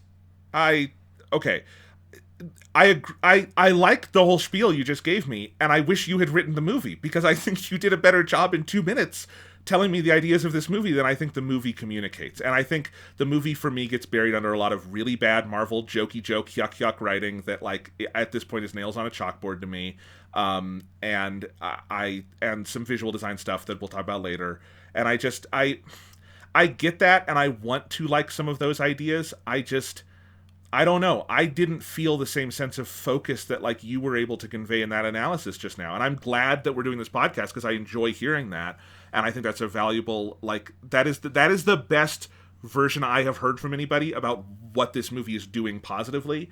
So yes, that's why we're doing the podcast. I'm glad to hear that. Yeah, because I would say, like, I think the movie has that, like, in spades. Like, I think that is why it is my favorite of these three Spider-Man movies. I think it has by far the best head on its shoulder of, like, what story it's trying to tell, and especially, like, what journey is this version of Peter Parker going on through this story, where I've enjoyed this version because I like that this version of Peter Parker, we might as well have this conversation now because I think this is, like, a big thing. Yeah. I know that, like, it's been very contentious of the, like, oh, he's kind of Iron Man Jr. thing with this version of Peter Parker. And I've always enjoyed it because it's its own take on the character. It's not, like, unfounded. It is pulling on multiple different resources from some Ultimate Spider-Man stuff, obviously some Miles Morales stuff, and then also a lot of early 2000s Amazing Spider-Man comics where Spider-Man did have Tony Stark as a mentor when Spider-Man was a part of the Avengers.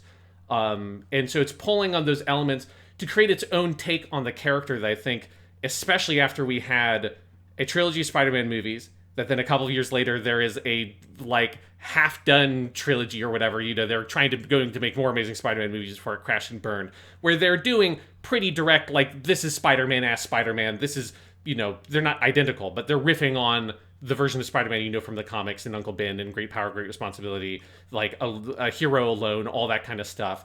And I've always thought that it's a cool take to say, let's have Spider-Man enter a pre-made world where he is a kid amongst, like, giants, right? That Spider-Man has almost always been in the original continuity, and then also in any spin-off continuities they've done, Spider-Man is either the first or one of the superheroes that exists, which means he can't have that kind of relationship pre-built for him. And so exploring that dynamic I always thought was interesting. And I think Homecoming and Far From Home do a cool job of it.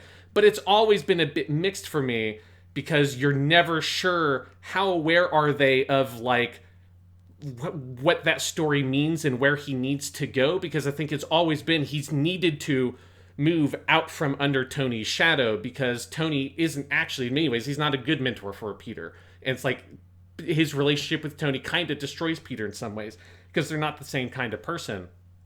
And this movie, I really like that we get to that story, and it makes, for me, retroactively, the previous two movies even better because it's clear that like this is that story. This is that character arc of him struggling in this like world that he doesn't really belong in, that he is a kid, he's not an adult, he isn't an Avenger. Like this isn't the world that he should be interacting with, and Tony Stark is putting this like unreasonable kind of responsibility that isn't the kind of responsibility that Spider-Man needs or should even have, certainly at this stage in his life. And this is about him fully breaking out of all that stuff after we've gone through that kind of journey in the previous two films. And that's one of the things I really like about what they do with the character here. No, that's fair. And I, I do appreciate definitely, and hearing you talk about it, that it is a stark, and it's very clear, it is a very stark break from what has come before. I didn't mean to make a Tony Stark pun there, but you get what I mean. It's the appropriate word for this situation. I guess for me, there is just a limit to how much, like, this movie does bring Peter closer to some of the ideas from, like, your traditional Peter Parkers of, like, losing the parent figure, making the big mistakes, having to grapple with being alone, some of those sorts of things. And I think what this movie brought into stark relief for... God damn it. What this movie brought into clear relief for me was how fundamentally unrelatable this version of Peter Parker is to me. And I agree that there's some interesting stuff in there. And I think the idea of, like, the Peter Parker who is swept up into the cosmos of the Avengers works great for the Avengers team-up movies, and all of that stuff. And I think Far From Home, for me, definitely towed the line pretty well of doing some of that while also having so much of that movie be about Peter in high school with his friends and all of that stuff.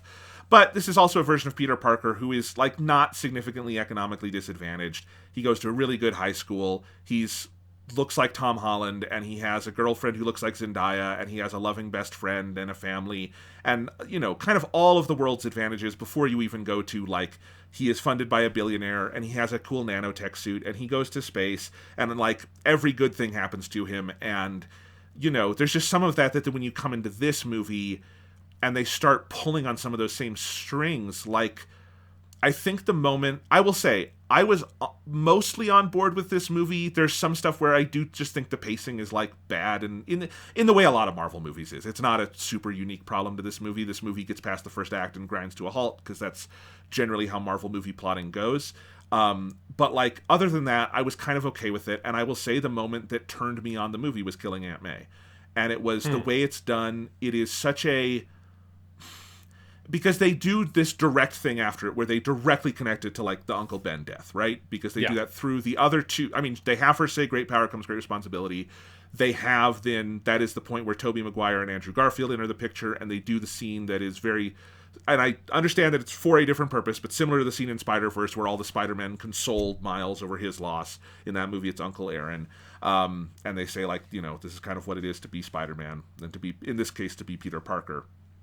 And I guess there's a jump for me that I have trouble making between the grounded Sam Raimi Spider-Man that I know and love and miss, where the death of Uncle Ben, it's Peter's fault in the, like, Rube Goldbergian, like, string of causality of things that happen, but it is not something that, like, you would look at him and, like, blame him deeply in, like, a cosmic sense, like, you should carry this guilt as a cross forever. It's a stupid thing a kid does in a, like, super understandable, oh my god, I could make that mistake kind of way, And in this movie, Aunt May dies.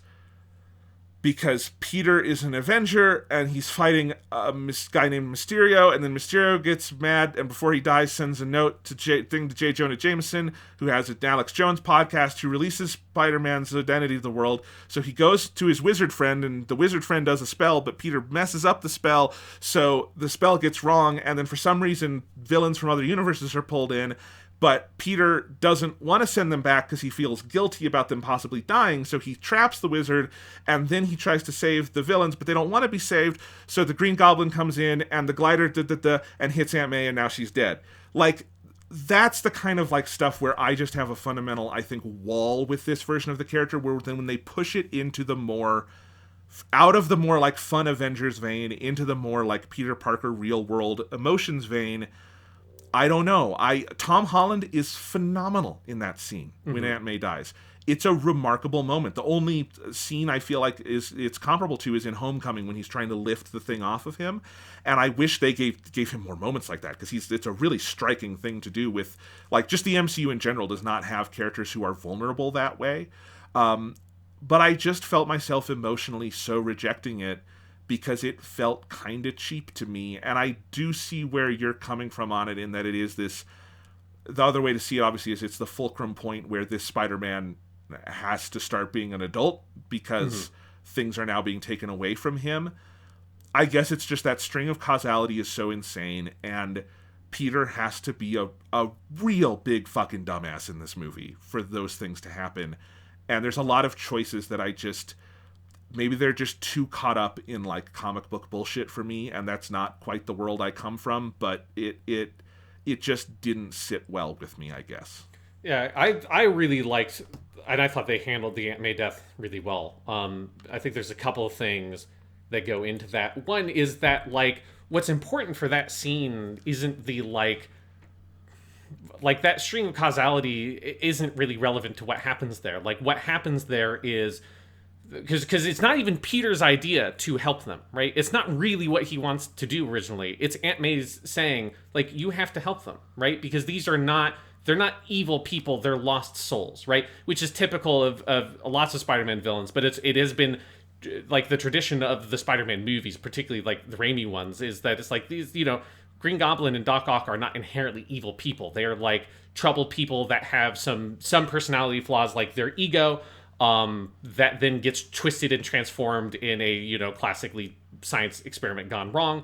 And so it's like, and Spider-Man is always trying to help them. He's not trying to kill them.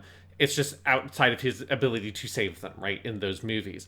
So I think it's like Aunt May's read of her interactions with Norman in that scene I really like, where they're at Feast, where her saying, it's like, like, you can help them, and, like, you need to, like, because this is what we do. And that, like, Aunt May's death isn't one that where it's like, oh, extending that helping hand was wrong. It's like, no, it was still the right thing to do. Like, even with these consequences, it still is the right thing to try to help people in need, and you still need to keep doing it, because with great power, there must also come great responsibility. And I think it's actually important that they give the full original sentence and not the, like, truncated version the Raimi movies went, where great power comes great responsibility. This is not an automatic thing. Great power equals great responsibility. It is an imperative thing. With great power, there must also come great responsibility, and that being that moment of that's how they're framing it. That's like, even when there might, it might cause you great pain, and it might cause you suffering, and it might not work out. Like, it is still the right thing to do, and it is still what you should do, because it is the right thing. And that he uses that to sort of ultimately, through, again, seeing the visions of his future, and he sees that it's like, this is what it is to be Spider-Man, is to suffer loss and continue on regardless, and to continue, like, that mission, because it is who you are. That's like the conclusion of the movie, is for him to go and save them, not for him to go and kill them. I really like that, and I think that like, the emotional truth of that reads for me really strongly in the movie. But isn't there a higher imperative of all of creation versus these 6 people? Like, I kind of side with Doctor Strange in that argument. Like, with great power there must be great responsibility. The great power being they're fucking with the multiverse and, like, all of space-time and, like, all this stuff. And, like, the risks to the world keeping them here are so manifest, and they do result in innocent people's deaths and all this destruction and all this stuff, and that's not really brought up after that point. It's what are we going to do for these 6 people versus, and like basic, and my feelings versus like what is, and like Peter does have to fess up to it at the very end of the movie when he has Doctor Strange erase his memory, which I'm not exactly sure why that reverses everything, but it reverses everything. Well, it erases his, like, the memory from everyone else, so that everyone like, else, nobody, so that, right, he is sort of resetting everything in the sense of, like, nobody knows anything of what happened, or that he was Spider-Man, Peter Parker, all that shit. Or, like, not I even understand that that. he was Spider-Man, but that Peter Parker ever even existed. Right. I'm just not sure why that stops the multiverse. I don't really understand the multiverse logic of this movie, and I don't care that It's much. not it's important. okay. Yeah. But whatever. But I don't know, like, and I do feel like the Doctor Strange dropping out of the movie at the halfway point, and they're not quite, I feel like, being a denouement between the two of them, and like, I guess there kind of is in their last scene together, but I don't know, I think there's multiple levels of responsibility going on here, and I think there's a real, and the movie is not without critique of this on Peter's part, because Peter does have to give up something at the end, and it is, but at the same time, it is like it's a great responsibility thing, but it's also like an intense tunnel vision thing to prioritize these 6 people in front of you over all of creation. Right, but I think the thing is that it's already happened, right? He can't go back and fix the fact that he fucked it all up and brought. You can hit the button and it's over. But then you're sending those people to die. Like, now that they're here, they already it is your died. responsibility. Right? Okay, but keeping them here means other people will die. So, like, it's a trolley problem. That's every what it is. Superhero thing, though. That's like saying that Batman should just shoot the Joker in the head, because if he doesn't, then, like, the Joker's going to kill more people, right? It's not. He should. That's my critique of certain Batman stories. Batman is wrong for things he does. Like, it's fantasy, right? So it's like it's a heightened version of reality where it's using these things as like a metaphorical lens to explore like the problems that Peter has. So for me, it's that he, at the beginning of the movie, he makes this fundamental like mistake where he's trying to hold on to everything in his life, right? He wants to have everything, and he wants to have it forever, right? He's trying to keep his little perfect group of friends together and go to the college that they want with MIT, and he's going to be with his girlfriend and his high school best friend for the rest of his life, and it is like this stupid, silly, childish, petty way to understand the world, right? And it's like he's a stupid little kid because he is, as Doctor Strange points out, a kid. And it's easy to forget, but it's true. And that he is making this very basic mistake of thinking that like his whole life is going to be defined by the relationships he has right now and what school he goes to and all of that. And he makes that fundamental mistake, and because he's trying to hold on to everything so tight, everything starts to break apart, and that mistake causes losses. But that doesn't then mean that he should just give up on these people who are troubled, tortured people that he encounters just because it's their fate to die. You tell Spider-Man that person is fated to die, so just give up on them. Spider-Man wouldn't give up on them, right? Spider-Man would do everything he could to try to save them, and maybe he will end up not being able, like, other people will get hurt because of this, and that means that Spider-Man didn't do as the best job he could have done. Right? He needs to try to save these people and the people that are at risk because these people are here, but he shouldn't just give up on them just because it's not his problem because they're just fated to die. Like, I think that like the argument of the movie to me rings very true for the character. That one that Spider-Man initially, or Peter, wants to do it is a very Peter Parker thing to do, and him being pulled back from that choice is like the ultimate Peter Parker, like, You try to save them because it's the right thing to do, not because of what a wizard man tells you is fated or not fated. Yeah, I mean, I think it's more about just fate for my problem with it, but I understand what you're saying. I think part of this is I think the movie would be better if you cut down the number of villains and focused in on an actual arc for some of them more. Like, I think they do the best job by far with the Green Goblin stuff. And he's very clearly like the linchpin of the movie. Willem Dafoe comes to play. He's not CGI. Everyone else is CGI other than Jamie Foxx, so that's nice. But like I'm not sure what Sandman's doing here, because Sandman doesn't die in the continuity. He is fully redeemed by Peter.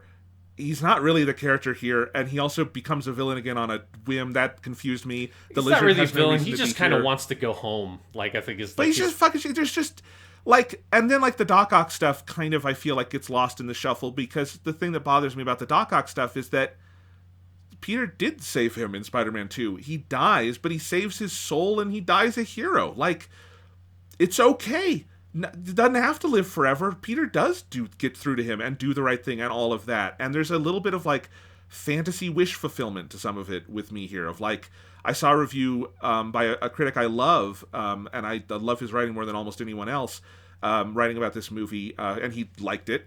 And he said that like what he liked about the Doc Ock stuff was it's like if your alcoholic dad came back to life and suddenly he wasn't an alcoholic anymore, and how beautiful that would be. And to me in that movie, it's like, and that just rings so emotionally false to me, because Spider-Man 2 did the actual like hard human thing with it.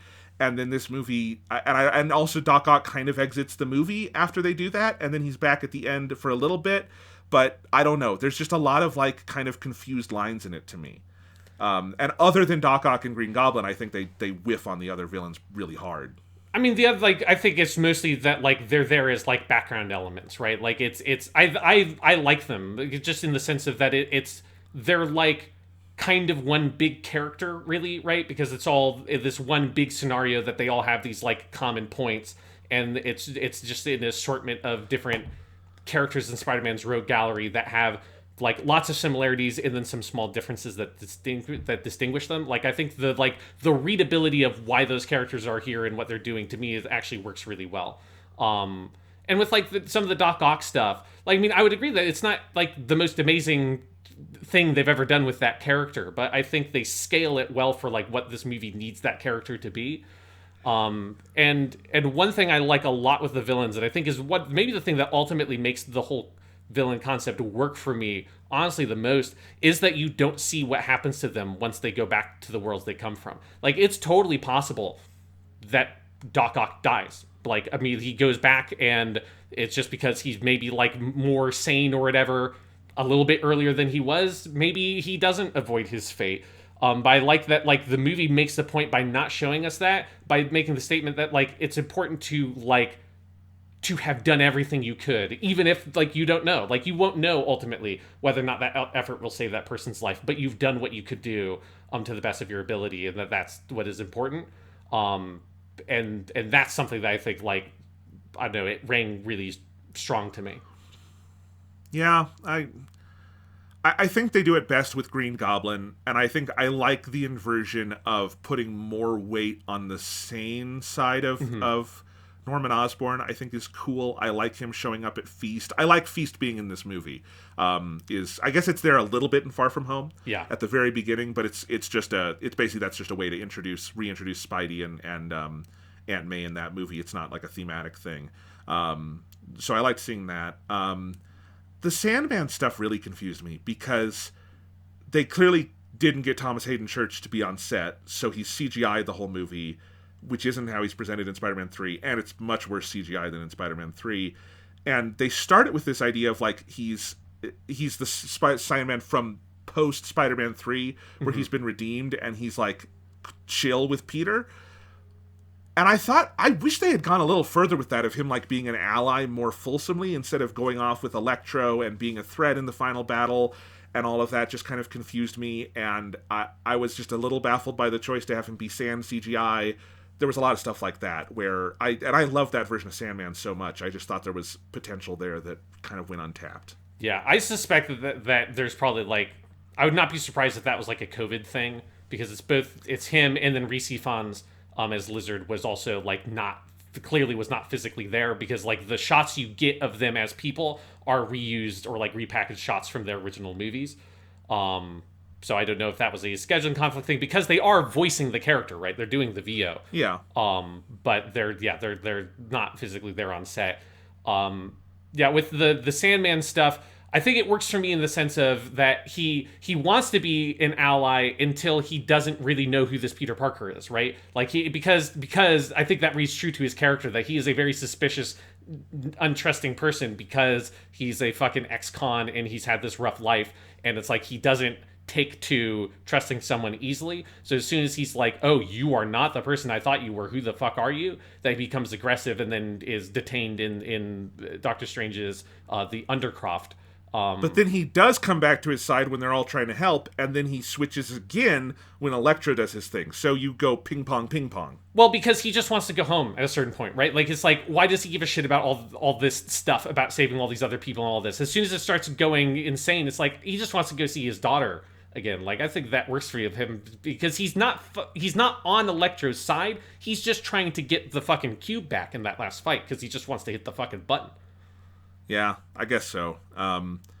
Yeah, I mean, that the lizard, and you know, there's a lot of stuff in here that was, I'm unsure the COVID side of the production, because nominally yes, but I also have seen a lot of like stuff this year made under COVID conditions that did much more complex stuff than this movie is doing. Like in terms of like having people in a room together, like there were procedures. That's not. There's some stuff where like if you were out of the country, there could have been issues, but like there's a lot of this movie, not just like those two actors, that is clearly like people are not in a room together, and it's very obvious throughout the whole movie, and a lot of it confuses me. But we don't have to talk about that. Yeah, so the lizard thing, the lizard is kind of in the background, and that's fine because he's the lizard, but yeah, I was also distracted by how bad the CGI was on him. Yeah, the lizard CGI is, I think, particularly bad, but there's something I find amusing about that the lizard is used here the way the lizard is used in every villain team-up I've ever seen that has the lizard in it, where it's just like he's just the big lizard. Because you just can't get into the lizard's whole deal, right? So it's just like he just turns into a big monster man, and I don't know. I found it amusing that he ends up being sidelined in the exact way he is always sidelined whenever he's like a member of the Sinister Six or whatever. And it's just kind of, yeah, he's just the lizard dude. Like, fuck it. It's like, move on. He's never like the interesting villain. He's like always there to just be a dude who can hit you with his tail. Okay, so this is not a complaint. I want to be very clear. Yeah. But they, why do you think they didn't go for one more villain to make it Sinister Six? I know it's because it's one from every movie, so that's 5. But they could have made a Sinister Six joke. Because nobody wanted to see Dane DeHaan's fucking Green Goblin back, or like, can you imagine if they brought Topher Grace's Venom back? Like, what fucking madness that would have been. Or James Franco if they tried that. I mean, yeah, I guess that would have made it very confusing then with like Harry or with Norman Osborn. You could have done Paul Giamatti's Rhino. I actually would have been okay with that. That's the best part of Amazing Spider-Man 2. Yeah. Yeah, if you really wanted to force yourself to have a full, proper Sinister Six, they should have just brought Paul Giamatti's Rhino back, and then just have him like get killed immediately or something. Like, he's back for one scene, and then like fucking Green Goblin just like crushes his skull or something.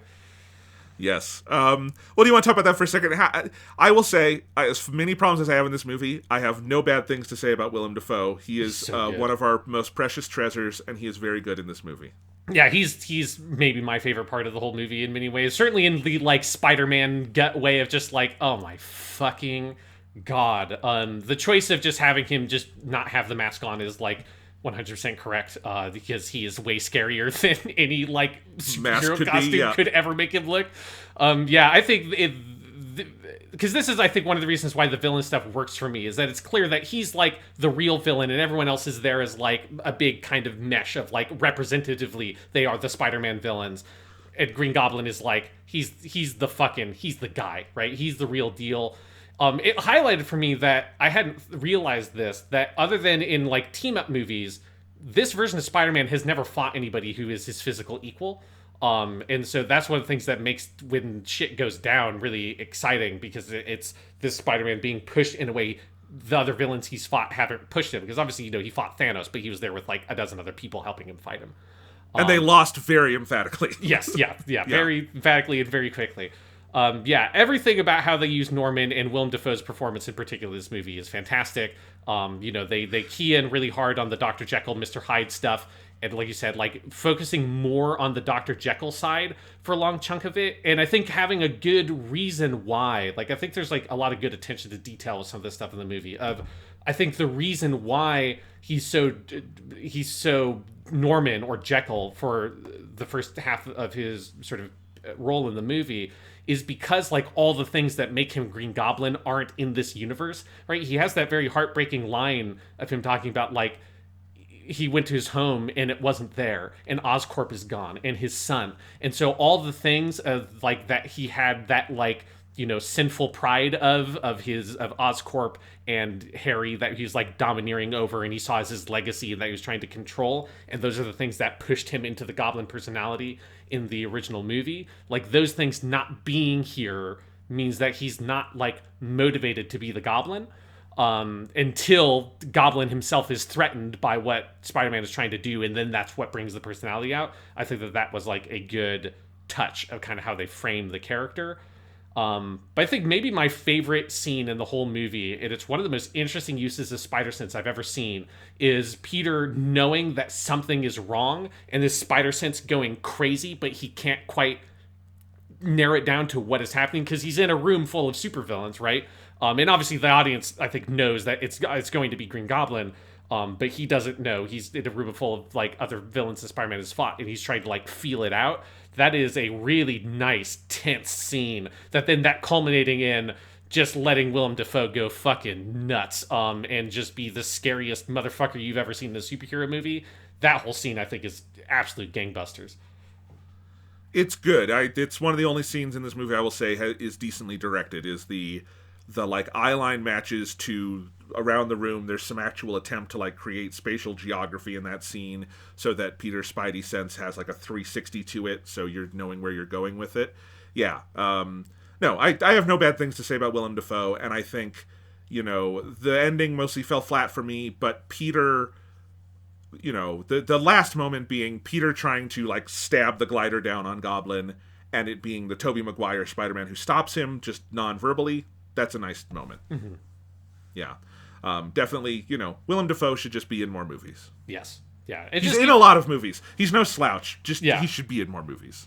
It's like, it's just definitely just getting to like see him play the Green Goblin again is just such a fucking treat. And it solves the problem of like, I think it'd be hard to do the Green Goblin again. I think it'd be hard to like have someone else try to like match up to what Willem Dafoe did in Spider-Man 1. So just saying it's like, but Green Goblin is Spider-Man's nemesis, and it feels so right to me that like he's here, and this is like this primordial fucking movie Green Goblin that you just put in here that just destroys everything in Peter's life. Like the sequence in the fight that they have where Spider-Man is the first fight they have, and he's just punching Goblin over and over again in the face, and Goblin's just like laughing it off because he doesn't give a shit, and just like basically suplexes Spider-Man through like 5 fucking floors in that big skyscraper.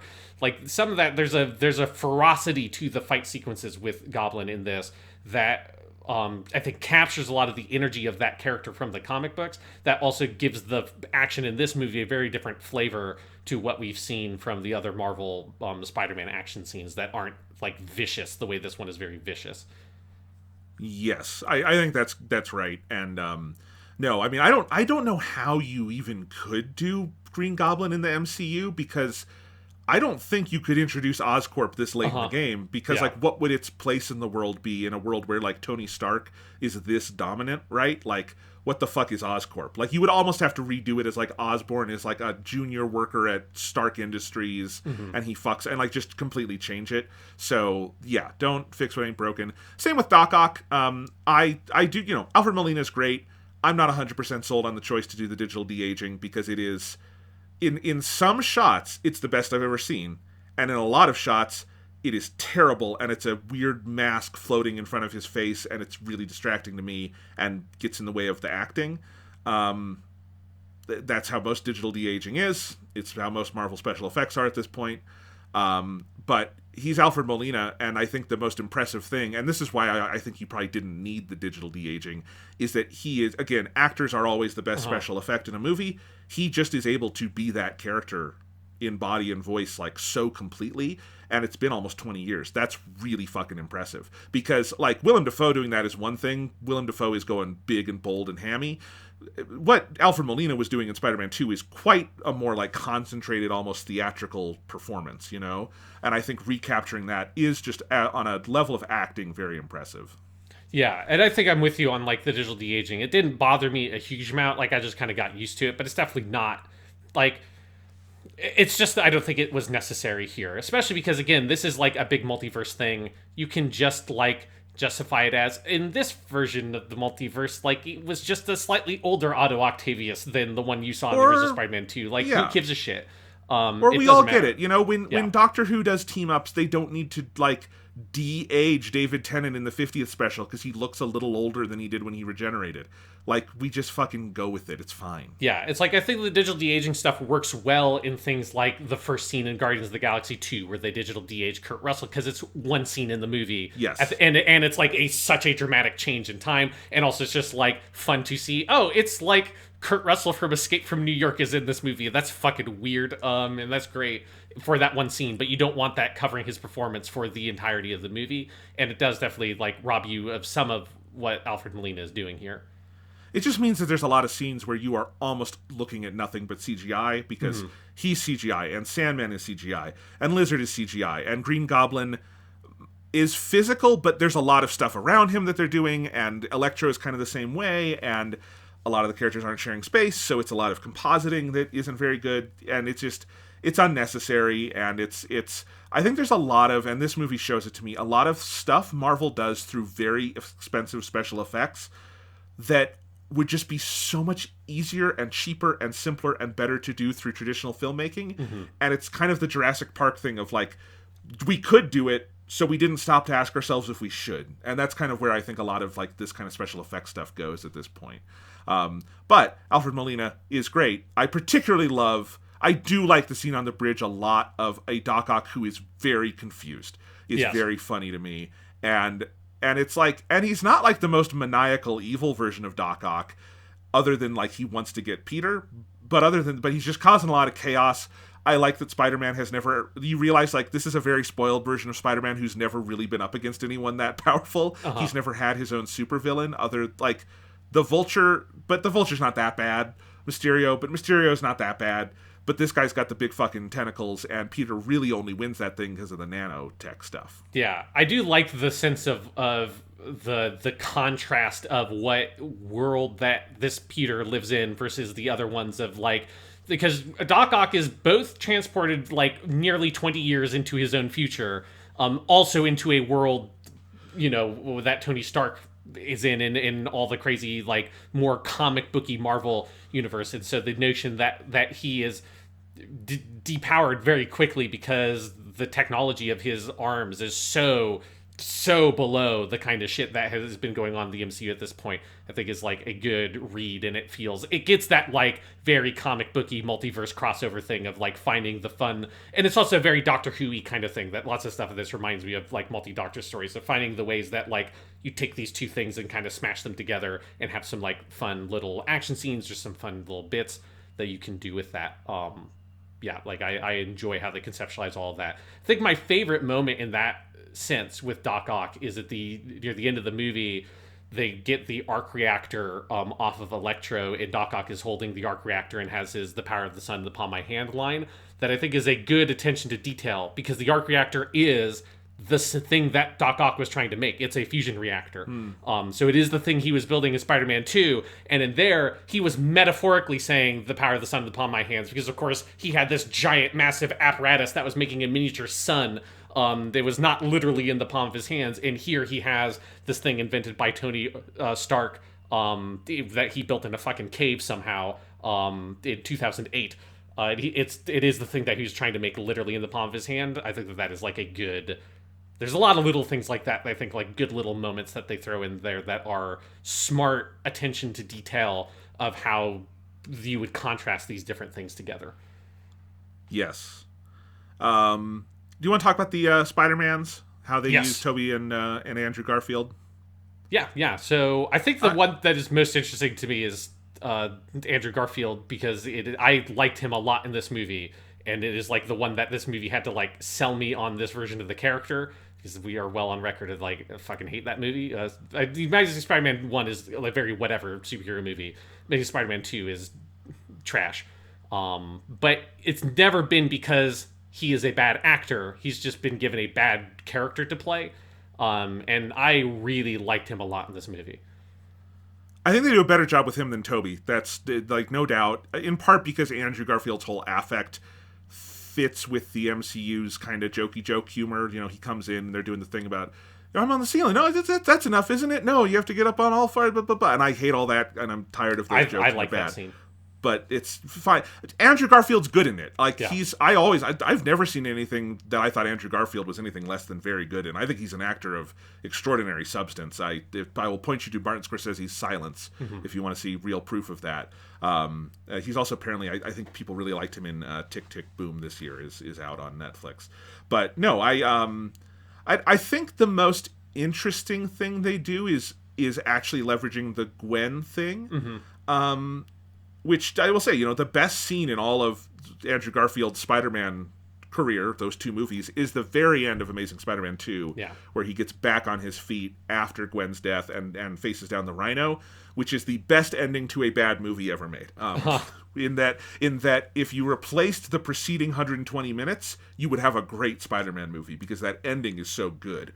I rewatched it the other day after I first rewatched the scene where his dad came back to life. That's a deleted scene, and it's the worst thing I've ever seen. And then it linked me to the actual ending of the movie, and I'm like, it's amazing this is the ending to that movie, because it's actually a really solid ending to any Spider-Man story, of the idea of getting back on your feet. They do it very well. And, I think they do leverage that here. They do have a tough lift there, because I think that is the version of Spider-Man people are just by far least familiar with. I think most people have forgotten it. They didn't make as much money. It's not the one that has gotten attention. And again, Andrew Garfield is the kind of actor who sort of slides into the affect of the MCU's entire house style very cleanly, I guess. Yeah, but I think he does a good job of both evoking the character that he played in those movies, while also being adjusted enough that it's less of the gloomy skateboarder boy thing that he kind of had going on there, and it's more feels like he's got a little bit more Peter Parker in there while being his own distinct version. And yeah, I think the choice to because it's not just that this is post the Gwen Stacy stuff, but they extend his backstory out past where Amazing Spider-Man 2 ends, of him talking about at a certain point, that pain was catching up to him, and he has a line where he says, I stopped pulling my punches, which for Spider-Man people is ooh, that probably is not good, because Spider-Man pulls his punches a lot, because this is a guy who usually fights people who are more or less normal human beings, like a Dr. Octopus, who, outside of his arms is just a guy, and Spider-Man is someone who can pretty easily lift and throw a, full, four-wheel fucking automobile over his head and throw it at people, so he's got to pull his punches a lot, and you're not pulling your punches, you're hurting people pretty fucking bad. I will say, he's very good in that scene. I like his monologue there. Yeah, and I just think it's a good vision of the character that, again, I think it fits him into the overall sort of, story they're telling here, of it being this, again, if you're looking at this as different stages in his life, of probably being at the end of, or maybe slightly post college graduation, right? That kind of young adult near the end of college age kind of thing, and him being at another point in his life where he's extremely lost and doesn't exactly know where he's going. I think that vision of the character is really good. It is a thing that reminded me, as a lot of the scenes with the Spider-Mans reminded me of Doctor Who stuff and the 50th anniversary, because obviously there aren't a lot of things in televisual media that have multiple actors who have played the same character interacting with each other as that character on screen. Doctor Who is almost the only other thing that's ever done it. There is a lot of echoes to me of the way that they used the 10th Doctor in the 50th anniversary special, in the way that they use Andrew Garfield here, of that pain and that trauma still being very fresh on him, and he's just holding it all back. There's this sense of he's barely kind of holding himself together for a lot of his performance in the movie that I think is really well done. No, he's very good, and yeah, definitely. What'd you think of how they used Toby? I also really like Toby in this movie. I think I like that there is a subtle thing what they do with him here, of that I think that at this stage in his life, he's probably not Spider-Man that much, and I like that. That at the stage in the life that the character is, he clearly is in a dedicated relationship with Mary Jane. He has his own life, and the way that both the characters are introduced, that Andrew Garfield is introduced first in his Spider-Man costume, and then he takes it off, and then Toby is introduced in just his normal everyday clothes, and eventually he shows that he's got the Spider-Man thing underneath it. But it symbolically, to me, represents that he's found this balance where he's happy being Peter Parker, and he's probably doing his Spider-Man shit on the weekends or something, right? He's found this happier thing he's at, but because it's the Tobey Maguire Spider-Man, he's never using that to like show off or like hold that above the other Spider-Mans or anything. He's like there to just like sort of be in the background and give a couple of like words of advice and like a helpful push. And the fact that, you know, his last big moment in the movie is him, you know, stopping the glider, and that he doesn't have any dialogue there. It's just him looking and like being there and being compassionate is kind of the only thing he has to be, is to be there and show them that it's going to be okay because there is a future for them. Like, that use of the character I found very compelling. On that moment, I 100% agree, and I think it's his best moment in the movie because there's a very clear direction to it, and he doesn't have to open his mouth and say dialogue that these writers have written for him. Because pretty much everything else just... I think it's two things. I don't think the writing really evokes that version of the character to me. I think there's some of what you're describing there I think is interesting, and I think you're right. It is kind of that older, settled version of Peter. They did not digitally de-age Tobey Maguire, right? Yeah, you know? They've made the intentional choice with both Andrew Garfield and Tobey Maguire to have them be... This is not them from, like, the end of their movies. This is where they would be relative to had, like, real lifetime past. It's just the age of what the actor is, basically. Is presumed to be Tobey the Maguire... age of character. Looks like an old kind of goofy dad who tells dad jokes and probably has like a 12-year-old at home and goes out and is Spider-Man on the weekends and probably like half of his Spider-Maning is webbing his kid around for fun. Yeah. You know. But like, yeah, I thought Tobey's performance felt a little off, and I don't think it's just him. I think it's the direction. I think it's the fact that there's a lot of scenes where people are not sharing space together. I think it's I don't know. It just, there's something about that felt a little off to me, and I don't think the writing is very good. They put him in a lot of like the Marvel jokey joke situations, like the thing about him and Andrew Garfield like cracking the back, and that whole thing is like one of those like improv-y jokes that feels like, this whole movie does kind of feel like the extended DVD cut of itself, where that feels like a scene you would add in the DVD of like, this was a deleted scene that it didn't really work, but we'll put it in here for fun, because that's very much how that scene read to me. I think that I love the decision to have his last moment be standing up and stopping Peter and the glider, but then he gets stabbed. It seems very dramatic, and then he's fine. And then his last moment is a jokey joke moment of him and Andrew Garfield going, "You're in terrible pain, aren't you?" He's like, "Yes." And I just rolled my eyes and didn't think that was very funny. But yeah. I don't necessarily like the stabbing, and like that joke was whatever to me. Like, I didn't necessarily find it hilarious, but I also didn't hate it or anything. But the other, I think, because he's not really jokey joke. He's like the straight man of the group, right? Like because he's not there making the jokes. He's responding to the jokes, like awkward jokes that Andrew Garfield Spider-Man and Tom Holland and like the ridiculous scenario they're in is prompting to him. And I think that's like, it reads as the character and it plays well to me. Especially again, it's like, it's not exactly that Spider-Man. It is that Spider-Man like 20 years older, right? It's a much older version, like settled version of the character. And I liked it. Like, I liked a lot the scene of him and Andrew Garfield with like the back crack and this like them like sort of reminiscing over being older Spider-Mans, and that I feel like part of the joke there is that it's not because the swinging and the back thing. It's like more like probably this Tobey Maguire hasn't like been in a real fight in a while, right? He's old man Spider-Man. Like, I don't know. It's just like, I thought it was just like nice kind of flavorful stuff that popped well for me. I liked that they did one joke about his web shooters are come out of his like arm, not like actual web shooters. I didn't love that they brought the joke back like 3 more times. That was one that they only brought it back one more time. It was, but it's for like a 4-minute improv-y scene that like goes on and on with the jokes, and is like just exactly what I would expect that scene to be if you were asking me to fill in the Marvel Mad Libs script of how they would do that joke. I thought it was like funny. There's very little of the humor in this movie that feels clever to me. Like, it's a lot of very obvious, like, this is the point in the movie where you put a joke in. What's the joke? It's the joke you expect it to be in this scene. And there's not, you know, if you, again, compare it to Spider-Verse, tremendously funny movie, the humor in that movie is so clever to me. It's so often the unexpected gag that you're going for. And Marvel humor is generally not that clever, but this one just, there's a lot of it that felt fairly thudding to me. I liked it. Like, it's, again, I'm not going to say it's like, this is the most hilarious comic movie I've ever seen in my life. You know, it's like not as funny as something like a Thor Ragnarok, which is really clever. Yeah. That's a good But example. I would say it's like, it feels like it's in line with me of like how these Spider-Man movies have been. Like, it's like not hugely funny, but it works well. It's like, I think it, like, the tonal mix of it works for me well, and I think like the actors play it well, and it pops well for me. Like, I liked it. Yeah. Talking about the guest characters, I guess we should mention Doctor Strange here, who Yes. is for half the movie kind of like your almost co-lead, and then he's not in the second half of the movie until the very end.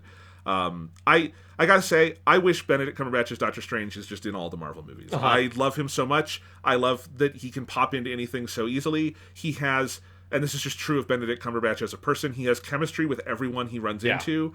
And like, I don't know. There's just like something like, I'm just trying to think of like all the Marvel stuff from this year that I didn't like, and all of it would be improved if Doctor Strange showed up for some fucking reason. He's quickly becoming one of my favorite corners of the Marvel universe that I'm largely losing interest in, but whenever Doctor Strange is on screen, I feel like a spark I felt with some of the early Marvel stuff, because that's still such a fresh character to me.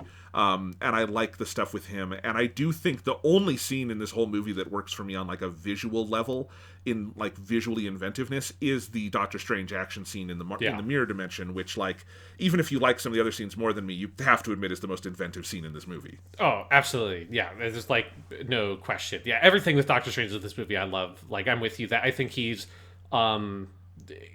like the character outside of like the original kind of like sweep of Marvel characters, where, you know, he's one of like the newer ones. I think he's like the most successful of those newer ones, that like, he's just a character. I mean, he's both a very fun character from the comics, and so they've like successfully translated the things that work about that character originally. And then like Benedict Cumberbatch is just such a fun presence, and he bounces off of people so well. You know, like all of his stuff in Thor Ragnarok also, it's kind of like this. His role in this movie feels like a very expanded version of the kind of thing he did in Thor Ragnarok for just like the beginning of that movie.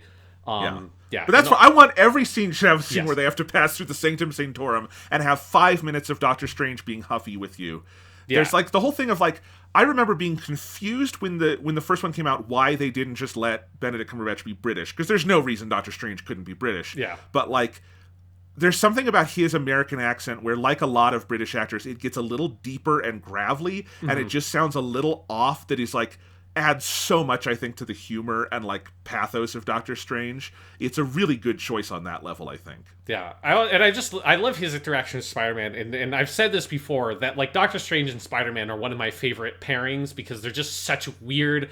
They're like both characters that are from such utterly completely different worlds. Spider-Man is science-based, and he's like relatively low level on the scale of Marvel things. Doctor Strange is he's the Sorcerer Supreme, or I guess we now find out that he's not technically the Sorcerer Supreme anymore, because he was dead for 5 years. So Wong is the Sorcerer Supreme. So I'm very excited to watch Doctor Strange 2 and see that dynamic, because that's a really good idea. But you know, he's like the head, like, best magician in the world, and he's got all this magic shit. But he also does live like in the middle of Manhattan or whatever, right? He lives in a little house like on Manhattan, and so he's very close to where Spider-Man lives. So, you know, sometimes you just gotta go stop by the Sanctum Sanctorum. It's like it's a 20-minute walk, or you can get there like 5 minutes if you take the subway, and we're right there at Doctor Strange's house. So they're just like fun characters to kind of bounce off of each other. And there's a lot of good stuff here. I like that they're like not entirely sure kind of what their relationship is. It's like, are you like a mentor? Are we friends? Are we just sort of like acquaintances, colleagues? Like, what is the dynamic here? Because they've only interacted very briefly, but they did help each other save the world against a giant purple alien man. So it feels like there's some sort of like They went to war space friend together. here. It's pretty big. Like, it's even if it wasn't a lot of time, they were on a spaceship together, man. Like, Yeah. it's big. So then, like, trying to navigate that relationship, I really love the line, because I think it's a very important line for the movie of Doctor Strange saying this, like, he always forgets that at the end of the day, like, you're still a kid. I think that there's a really good moment there, for him.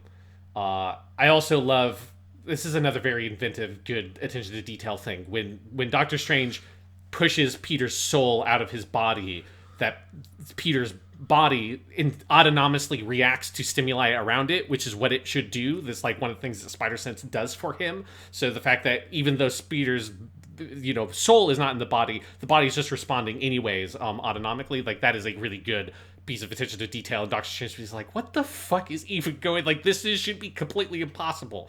But it's a good use of Spider-Man's powers. And then, yeah, there's no doubt that the coolest, most interesting visual sequence and best action scene in the movie is the Doctor Strange Spider-Man fight.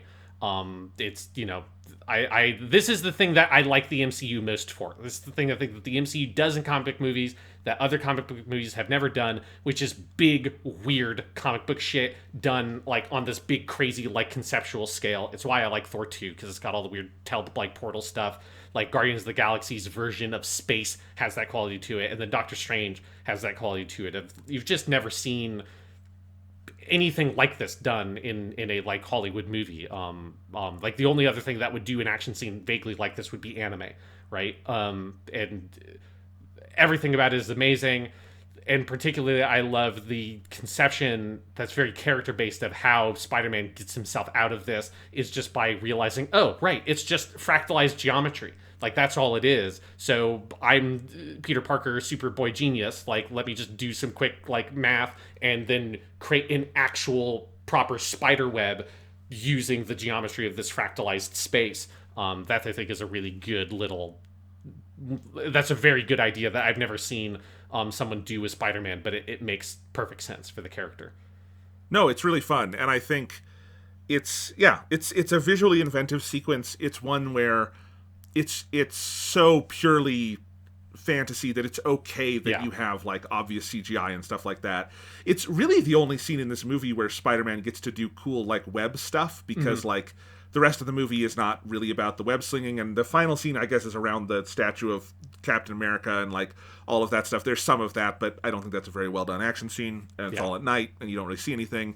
This is like brightly lit, it's during the day. They've got the train that's going through like Mirror Manhattan, and like he's just spinning around itself and all of that. And I like that it's also Doctor Strange kind of underestimates this kid, because he's fucking Doctor Strange. What is Spider-Man going to do to him, you know?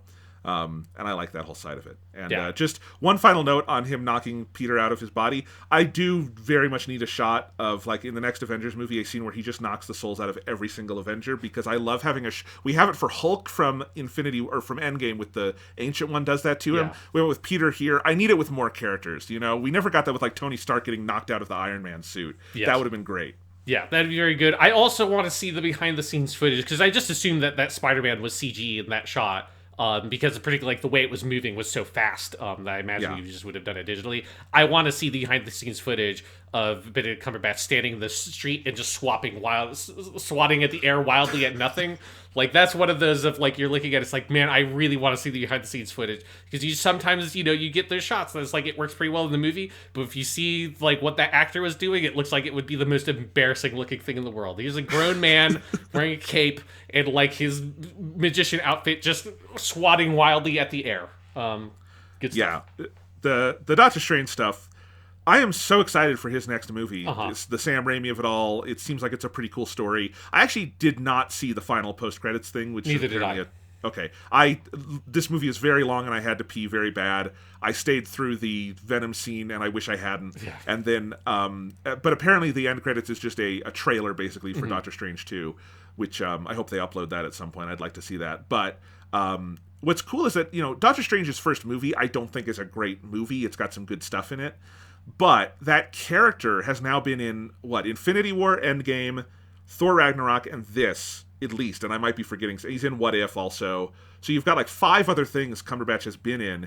And I love that we're now going to come back to him, because I feel like he's going to be a lot more interesting now, because that first movie has a lot of shoe leather to get through with the origin story, which is not the most interesting part of Doctor Strange. It almost makes me wonder if they would have been better off just starting that movie at a different point in his timeline, Yeah, I think it's a hard thing with Doctor Strange, because they haven't really done they hadn't done a different magic-based character, unless you want to argue Scarlet Witch, but they also didn't really do Scarlet Witch by that point. And so they hadn't done magic yet, and also like Doctor Strange is one of those heroes that nobody knows who the fuck he is, right? Like, you can easily do Spider-Man and just skip his entire like origin shit and just happen to have powers because everyone knows it. Nobody knows anything about Doctor Strange's deal, so you kind of have to get it in the public consciousness. Yeah, and again, I like stuff in Doctor Strange 1. That is one of my favorite climaxes of any Marvel movie. Him with the the Dormammu. Dormammu, and Yeah. just this is the funniest climax. It's so good. But yeah. And of course, it's got Wong, so we always love Wong. I do love also that Wong is always in these two. First, like they never like skimp out and don't get Benedict Wong. They always get him there. He's in on his own in Shang-Chi for a couple scenes. I just love that. Everyone knows how cool Wong is. Yeah, it is definitely to me like of like the current composition of the MCU in terms of like characters and things they have. The Doctor Strange stuff feels like it's the most vibrant, and the thing is like kind of like holding everything together while everything else is kind of like spun wildly out of control, and it kind of doesn't feels like they don't really know what they're doing anymore. But at least you can hold on to Wong and Doctor Strange in the crazy magic shit as being fun and cool and interesting. Yeah, it does. I will say, I'm pretty burned out on the MCU right now. It does help that the next two movies are Doctor Strange and Thor 4, which at least like they will be fun completely on their own terms, I'm sure. So that'll be good. Anyway, we should probably recenter and just talk about the main characters here because, you know, I do think, and part of why I think I don't feel the main arc of the movie that you've described, and I agree is there as much as, you know, there's a reason we've spent the last hour talking about all the characters who aren't Tom Holland Spider-Man. There's a lot of other stuff going on in this movie. But do you want to talk about Tom Holland Spider-Man and then the Zendaya and the Jacob Batalon, I think is the name of the actor who plays Ned of it all. Yeah, no, I mean, I think like Tom Holland has always been very good on this version of Spider-Man, and this is the one that like, I feel like he's pushed the furthest in this movie, right? Like he's got like a big emotional like sort of extremes that he has to go through, and I think he plays it all really well. I think he plays the like cocky but doesn't realize that he's cocky kid at the beginning of the movie, right? Like this kid who like, I think he doesn't realize how much he's lifted up by all these different support structures that he has until they start being taken away from him. And I think that side of the character, there's like, I think it sets up the character's like sort of downfall in the movie very well of his whole like being obsessed about getting into MIT and all that stuff. It's just such a sort of like, I think when you're an adult looking at it, it's such like a frivolous concern of like, you're going to be fine, kid. Like maybe you don't get into MIT, maybe you can apply next year. Whereas Dr. Strange points out, you can give him a phone call, you can like do other things, but it's going to be okay. But the like, there's a very real teenage self-centeredness to his viewpoint at the beginning of the movie that he's so trapped in his own bullshit that he plays really well. And then I feel so much for the character when he makes those mistakes and his entire life is destroyed. And that scene where he's on the rooftop when he first meets the other two Spider-Mans, and how just utterly devastated and destroyed and emptied he is, and he knows that it's his fault. Like it really kicked me. There's something about the way he played it. It felt, as has always been the best part of his version of the character, you feel how immature and how much of a kid he is. And that makes the stuff that happens to him in this movie very brutal. I'm pretty torn on his performance here, and I don't know how much of it's Tom Holland. I don't know how much of it's other stuff. I think he's very good in the scene where May dies, because basically and I think it's one of the only good directorial choices John Watts makes here, is he basically just leaves the camera on Holland and just lets him go for about a minute. And like, that's really rare in the MCU, which is a very cut-heavy kind of style. The performances kind of wind up being very fragmentary in that way. And it's just a minute of him just being in the moment, and I think he's very good there. There's other parts of the movie where I kind of find myself questioning, and I've thought this with other stuff I've seen Tom Holland in, of how much of an actor of substance he really is, because I think he can be very funny and light on his feet. We haven't had to see him play super serious stuff in this series yet, other than maybe the scene where he's dying in Infinity War, which is, he's good in that. It's a little bit more about what Robert Downey Jr. is feeling in that moment. And I don't know. There's parts of it that work for me and parts of it that don't. It's interesting, you know. It is asking him to do more and different things as an actor than in the other movies. But I don't know if I walked away from the end of this one feeling like it totally sold me on that. I don't know. Yeah, I mean, I think it's in line with how he's played the character before, I guess. Like it's, I've always liked his portrayal. I've liked the youthfulness and the kind of naivete and the struggle that brings. Because again, it's a version of the character that feels a lot like Ultimate Spider-Man Peter Parker, And it's a thing that the movies have never really done, because either, Tobey Maguire's Spider-Man is just college age for almost that entire series outside of the first 10 minutes of the first movie, and then while Andrew Garfield's Peter Parker is supposed to be the same age, he looks like a 25-year-old man. It's like they don't really do much to try to make that character actually seem like a teenager. Here, the commitment to it works for me really well, and that sense of again, it's that juncture point, right? That all these movies have been these different points of import in his high school life, right? You have the is it technically a homecoming dance, right? Because it's Spider-Man Homecoming, but what's effectively prom? In Spider-Man Homecoming, which is this big kind of high school touchstone. Then you have he's exploring his boundaries by getting the club big international field trip thing in the second movie, and then here it's this, okay, now we're at the end of that point. What am I going forward? I think he plays it well, and I think it's a good conceptualization of the character for this movie. Let's just talk about the ending right now, because I'm curious to hear your thoughts on it. I mean, I'm still just not sure how I feel about it. It's a really dark ending, it feels like to me. I mean, it's much, much darker than anything the other Spider-Man I have ever suffered in their other movies. I mean, it's not just that I mean, he literally doesn't exist in the world anymore as anything other than Spider-Man. He doesn't have any of the tech and support systems. He doesn't have any friends. He doesn't have anyone on this earth who knows him, and all he is to the world is Spider-Man. And that's a dark fucking note to end on. And it also feels like it's like the movie inevitably and we'll do more of this in Spider-Man 4, Home Away from Home, whatever the next one is. Yeah, and if it ends up not being an MCU thing, we can swing that pretty easily as the other part of the ending, right? There's a thing there. There's a I think it is. I'll just say, before we get into it, I do really like the ending. I think it's the right ending for the movie. But there is also an obvious element of the ending of, if this is the last appearance of this Spider-Man in the broader Marvel Cinematic Universe, this ending justifies that quite easily, right? Yes, and I'll be honest, I think this I do wish I wish we'd gotten the Kraven the Hunter movie for this one. I do think it would benefit this Spider-Man a whole lot to do a movie that is not tied to the MCU. I think it would. I would like to see Tom Holland have to be Spider-Man for the whole movie, not with 7 co-leads. Mm-hmm. But yeah, in any case, it is. And, I am a little tired of the endings that are setups for more things. But this does have a resolution of this story. And it is, it's bolder than your usual MCU movie ending. It is a dark fucking ending. But I want to hear you talk about it. Yeah, because this is the thing that makes this very much, this feels like it is a trilogy of movies, right? That's the Homecoming, Far From Home, No Way Home, the Home movies. Maybe one day we'll get Home Is Where the Heart Is made for us. That's set maybe somewhere between Homecoming and Far From Home is where Home Is Where the Heart is or some shit like that. But yeah, this is the story of this version of Peter Parker in high school, right? And the ending has this very somber, bittersweet quality to it. But I think for me, it is actually the right ending for the movie in a lot of ways, right? Because in that, I think it's working on that metaphorical or symbolic level of, this is him leaving high school behind, right? So this is the thing that happens to anybody as you reach that stage in your life where you think that all the social relationships you had up till then are the things that define who you are, right? The high school girlfriend, the high school best friend, the parents, the mentor, the internship or the job you had in high school, these things that you had built up this version of your identity around, and then now you lose all those things, whether or not you want to or not. People don't maintain most of their high school relationships further in their future, whether they're friends or romantic or whatever, right?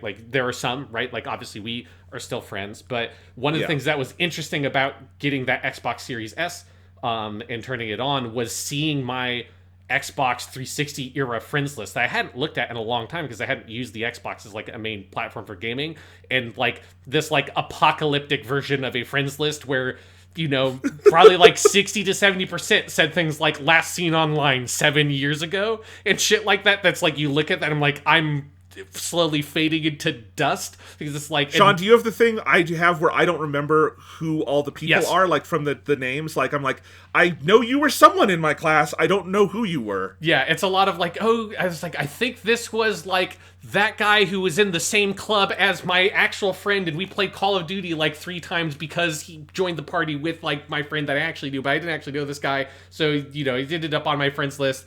Yeah, and then like apparently, he's like one of the 5 people that I knew in high school that still play on Xboxes. Like, because a lot of it is like either I don't know these people anymore, or they play on PC, or they moved to PlayStation. But it's that thing of, and look at that, and I'm like, yeah, that's right. Like, I used to know a lot of people that now I have no idea, because especially because I don't have a fucking Facebook, because fuck that shit. Nobody should have a Facebook, but I have no idea what any of those people are doing, where they are in their lives, and I had like that moment of like big kind of crushing nostalgia and existential dread, looking at that and feeling like the passage of time. And that's like part of what this movie I think is doing, is showing that part of the journey for Peter. Is the world forgetting about him is symbolic of him moving to the stages of his life where nobody knows who you are in college. You don't have that thing of where, oh, I've been with these same people for 4 years in high school, and I'm here living in my family's house and all that kind of stuff. And he gets his own home for the first time. He no longer has the like financial support structure that is also represented by like his like the funding of his Spider-Man activities in the first 2 movies through Tony Stark and all that's gone. And then also his friends. And there's something that's like dark, and it feels super sad, but it also read to me as incredibly honest. In particular, the way it's framed, of it's all of them together being like, I'll come back, like, I won't let you forget about me, like, I'll come see you. And then the moment he goes to see them again, he realizes that it's impossible. That's like that, and again, like that is true of like both the fantastical superhero shit, but in the real world, like I had like a like very stark flash to like a thing, me remembering a moment of having that, of like being like, oh yeah, this is my good buddy from high school I haven't seen in a year, right? It was like after I'd been like at Boulder for a year, and then going to go like feel like, oh man, I should go hang out with them, and seeing them and being like, oh, like I don't know who you are really anymore, and you don't really know who I am anymore, because we've just gone in such completely different paths in life that it feels like we're strangers. And they literalize that in this movie. That's like they're literally strangers now, right? Zendaya, MJ, and Ned they're going off to MIT. They have their lives that they're going to go on their path. And it's not the same path that Peter has. And so they become strangers and they move on in different places in life. There's something about that like that is the reason, the ending is the reason why I think for me this is the best movie of these 3, is I think that there's like an emotional honesty and maturity and like precision to the way that that's executed, and how that reflects the themes of this movie and the 2 movies that came before it, that I think is really impressive. It's one of my favorite movie like endings of any of the movies of the MCU for me. That's totally fair, and I don't have much to say about it, honestly. I think you're right about all of those things. I think I guess the other side of me is like, I 100% expect them to reverse it within the first 20 minutes of the next one. Yeah, it's totally possible. I'm not sure what, because they're not going to make Spider-Man Home Away from Home without Zendaya and Jacob Batalon. Like, that's just not going to happen. I just can guarantee you that that's not how movies work. So I wonder what that affects things as. I think for me there was a little disconnect of like, they're very clearly using the iconography specifically of Spider-Man like 2, of like the apartment he's in, of like, Toby's like shitty apartment that he gets, and obviously lots of Spider-Man media does that, but in terms of live action, it's very much quoting the end of that movie. But I guess there's also the sense of like, this Spider-Man has never really been that Spider-Man, going out and like patrolling and like doing Spider-Man things, like a little bit in Homecoming at the beginning. But other than that, he's been doing Avengers stuff, and he's been in Europe, and he's been doing multiverse stuff. And now he's going to go be kind of for the first time your friendly neighborhood Spider-Man doing these things. And I some of that, I don't know if that sat quite right with me, just because we haven't done that before, but maybe the whole idea is this is like an extended origin story or something. The idea of him finally being kind of low to the ground after all of this stuff is an interesting reversal of your normal like trajectory of this kind of story. I think some of it will depend on where they want to take the character. If they take the character further, I mean, they're going to. This movie has made ungodly amounts of money. We should talk about that later, because it's an actually, I think, really interesting story. Possibly deadly. We'll find out with not sure how COVID's going in the US right now. It's a very touch and go at the moment. But yeah, this is not a coherent thought, but that is, it's I will say it's an interesting ending, and it's bold, and from everything we've talked about so far, I am, as much as I viscerally disliked a lot of this movie the first time through, and we can talk more about that in a little bit, because there's other reasons I haven't brought up. I would be curious to watch it again now, after everything we've talked about, because I would like to maybe look at it again through some of the lens you've offered here, Sean, because I think it's valuable, and I think you've done a better job explaining, I think, a lot of what I think the movie does than I've heard other people say it. So, because so much of the conversation online is the, like, breathless... Yeah. Toby was in it, and so I loved it, and I just want to punch my computer and go throw up, because it's like, I don't give a fucking shit. I'm nostalgic for that, too, but, like, that's not why I go see movies, for God's sakes. And that's so the level this was marketed on, and, like, all the stupid spoiler phobia stuff. There's nothing surprising in this movie, all of that stuff. And that's not the movie's fault strictly, but it annoys. The tenor of it is part of why I feel very tired. Yeah, no, I mean, I'm with you that, like, the main thing I see people saying about the movie is just like, oh, you remember when this happened? And it's hitting on that level for people. And like, I find the movie very entertaining on that level. Like, I enjoy the minute-to-minute, like, ness of the movie, and I think it pops in those ways that it can feel very exciting. But also for me, the thing I like about the movie is that stuff I was talking about. Like, I think it knows its story really well, and I like that. I feel like it is using its multiverse premise and bringing in these characters with an eye towards how do they build this story. It's not just, let's try to get Tobey Maguire to say a line from Sam Raimi's Spider-Man. It's, let's take in this character, age him up, like, and see how does that reflect on the character we have now and where he's going, because he's going towards that, right? It is, again, it's like a vision of his future, and he's stripping away all the, like, unnecessary eccentricities in, like, the sort of the wealth and things that were not his, right? That these were these things, like, foisted upon him as, like, some sort of legacy or inheritance in some way that doesn't really belong to him. And so now it is him having to build his own legacy himself, as one does when you start to become an adult, right? And you start shredding yourselves of the support structure that you had. No, totally. And the more you say that, the more I see that in this movie, and I do appreciate that very much. I did have one thought just now, silly thought. With all the multiverse stuff, how the goddamn fuck did this movie not have an end credits scene where Bruce Campbell is in the world? Like, he has come in and is like the waiter or one of the characters he played in the other movies, and, like, gets zapped out again. Like, why'd they have to do the Venom thing? I want that. That would have been so much funnier. Yeah, I mean, the problem is Sam Raimi didn't direct this movie, so it's true. In Bruce Campbell's contract. He can't do cameos in movies unless they're directed by Sam. Yes. There's, I've grown pretty tired with the MCU end credit scenes to begin with, but, like, this is a particularly, like... Yeah, this is a bad one. Shallow one where it's very clearly, like, Sony got a scene to market their movie. If you didn't know, Venom Let There Be Carnage is on digital rental this week. It was timed very specifically. And then Marvel got the end that's just literally a trailer for the next Doctor Strange, which is the next Marvel movie. Like, nothing added to the substance of Far From Home the way, like, the Wong scene does in Shang-Chi, right? Yeah, I feel like ideally the post-credits scene should either be, it's a funny goof, which I'm always good for. This is just a little funny goof, and I'm happy with that. Or it's like the kind of thing where it gives you this, like, a nice little taste of where they're potentially headed, and maybe you get a preview of a character or something.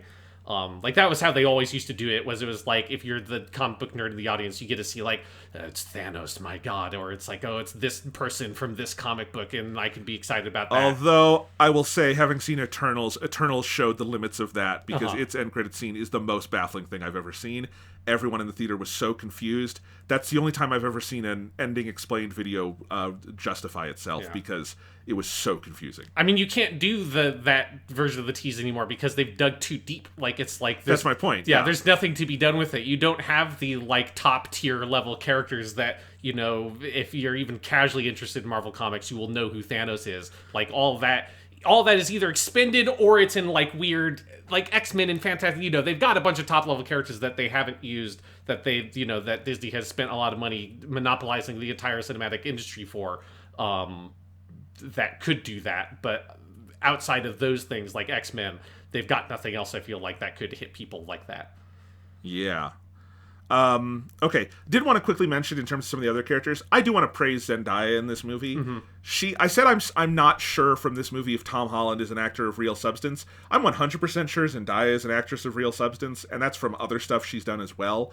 I haven't seen the whole thing yet, but there's a show she did on HBO that she's been very acclaimed for. Seen her in some other stuff, but I also in this movie I think she nails the dramatic moments, but I also think she's funny and human and light on her feet in such great ways that makes me dislike Dune even more for how completely it just uses her in basically a perfume commercial. She keeps turning her head to the side in a dream, and she's just completely a symbol in that movie, not a character.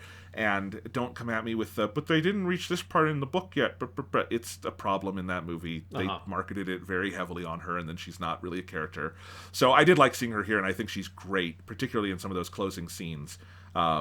Really good. And then I always like Jacob Batalon. If they want to give Ned his own Disney Plus series, I will watch that. Yes, yeah. The supporting cast, they're good as always. And yes, I'm with you with the Zendaya. She has, impressed me more in each of these movies, because she has a relatively small role not small role, but, not a huge role in Spider-Man Homecoming. She's not the love interest yet, right? That's, the whole tease at the end of Homecoming. It's oh, wait, she's actually MJ. Then she has a much bigger role in Far From Home, and she's really good in that. And then she's great in this movie. She's both very funny, and then I also think she pulls off the dramatic, in an awkward way that's appropriate for the character. The dramatic elements of the character works really well, also. So yeah. Here's my pitch for a Disney Plus show, since they've got to make a lot of these.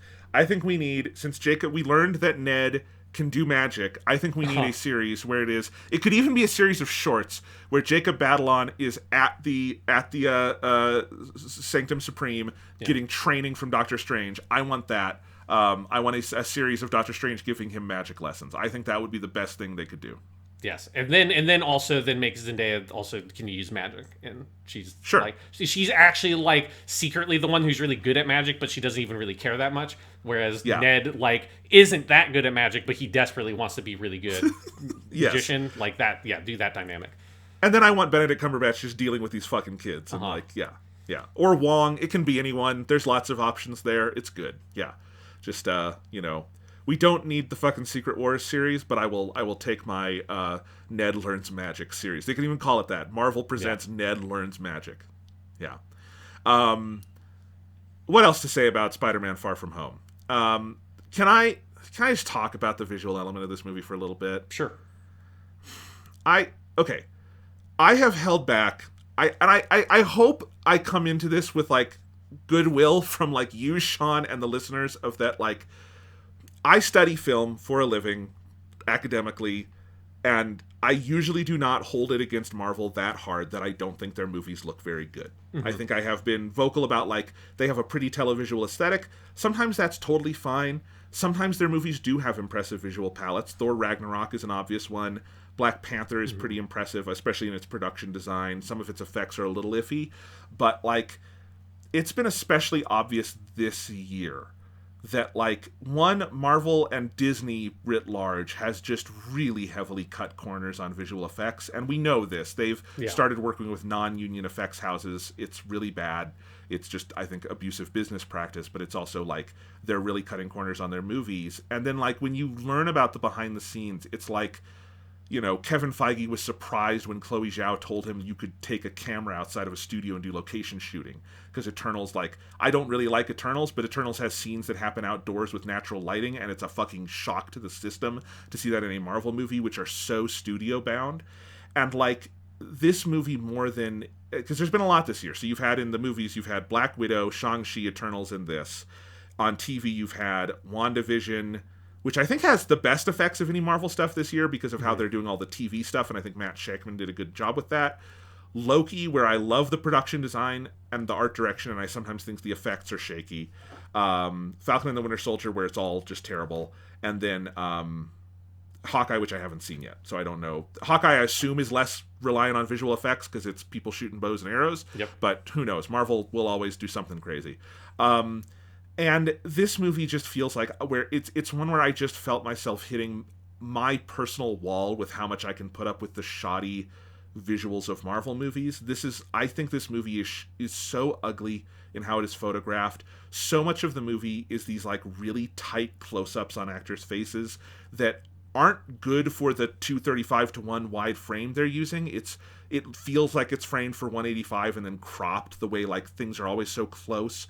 There's just a lot of scenes where the person who knows how films are made in me, it can really easily tell when people are not actually sharing a space, when they had to, like, they shot this actor on this soundstage here, and they shot this actor here, and then they either green screened them together, or what more often happens in this movie is they just cut between them and don't have establishing shots or two shots where actors share the frame. And sometimes I don't know if it's even that they weren't sharing the space, but I just think the direction and the blocking by John Watts is so bad. It's a lot of this is in the scenes where you have the three Spider-Mans together, and they don't often share the frame, and it's a lot of, like, bad, like, cuts to close-ups where I have no sense of the geography of the space. There's a lot of that in this movie.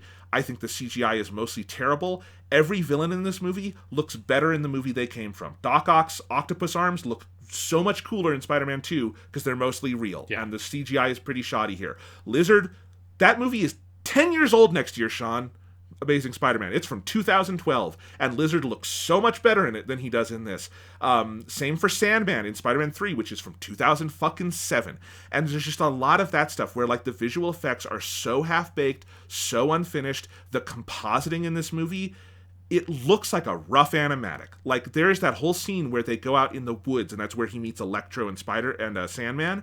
And they could have just taken Tom Holland out to fucking woods. It's not hard. In a COVID scenario, it's perfectly safe to shoot outside. That's been the adjustment a lot of shows have made, is go shoot outside more than shoot in a studio because it's safer outside when COVID is happening. But no, for some reason they couldn't go to an actual woods. They're not hard to find. He's on a green screen and it's super obvious and everything is floaty and no one is sharing space clearly, and Tom Holland is acting off of CGI, and Jamie Foxx obviously was not there on the day Tom Holland was there. It's just super apparent the way it's cut. They don't share space. There's all of that kind of stuff. I think the coloring is bad.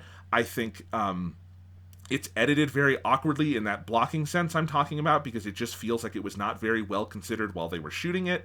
I think the action outside of that mirror dimension scene, that's probably Marvel's previs team going to town, having planned that years ahead of time.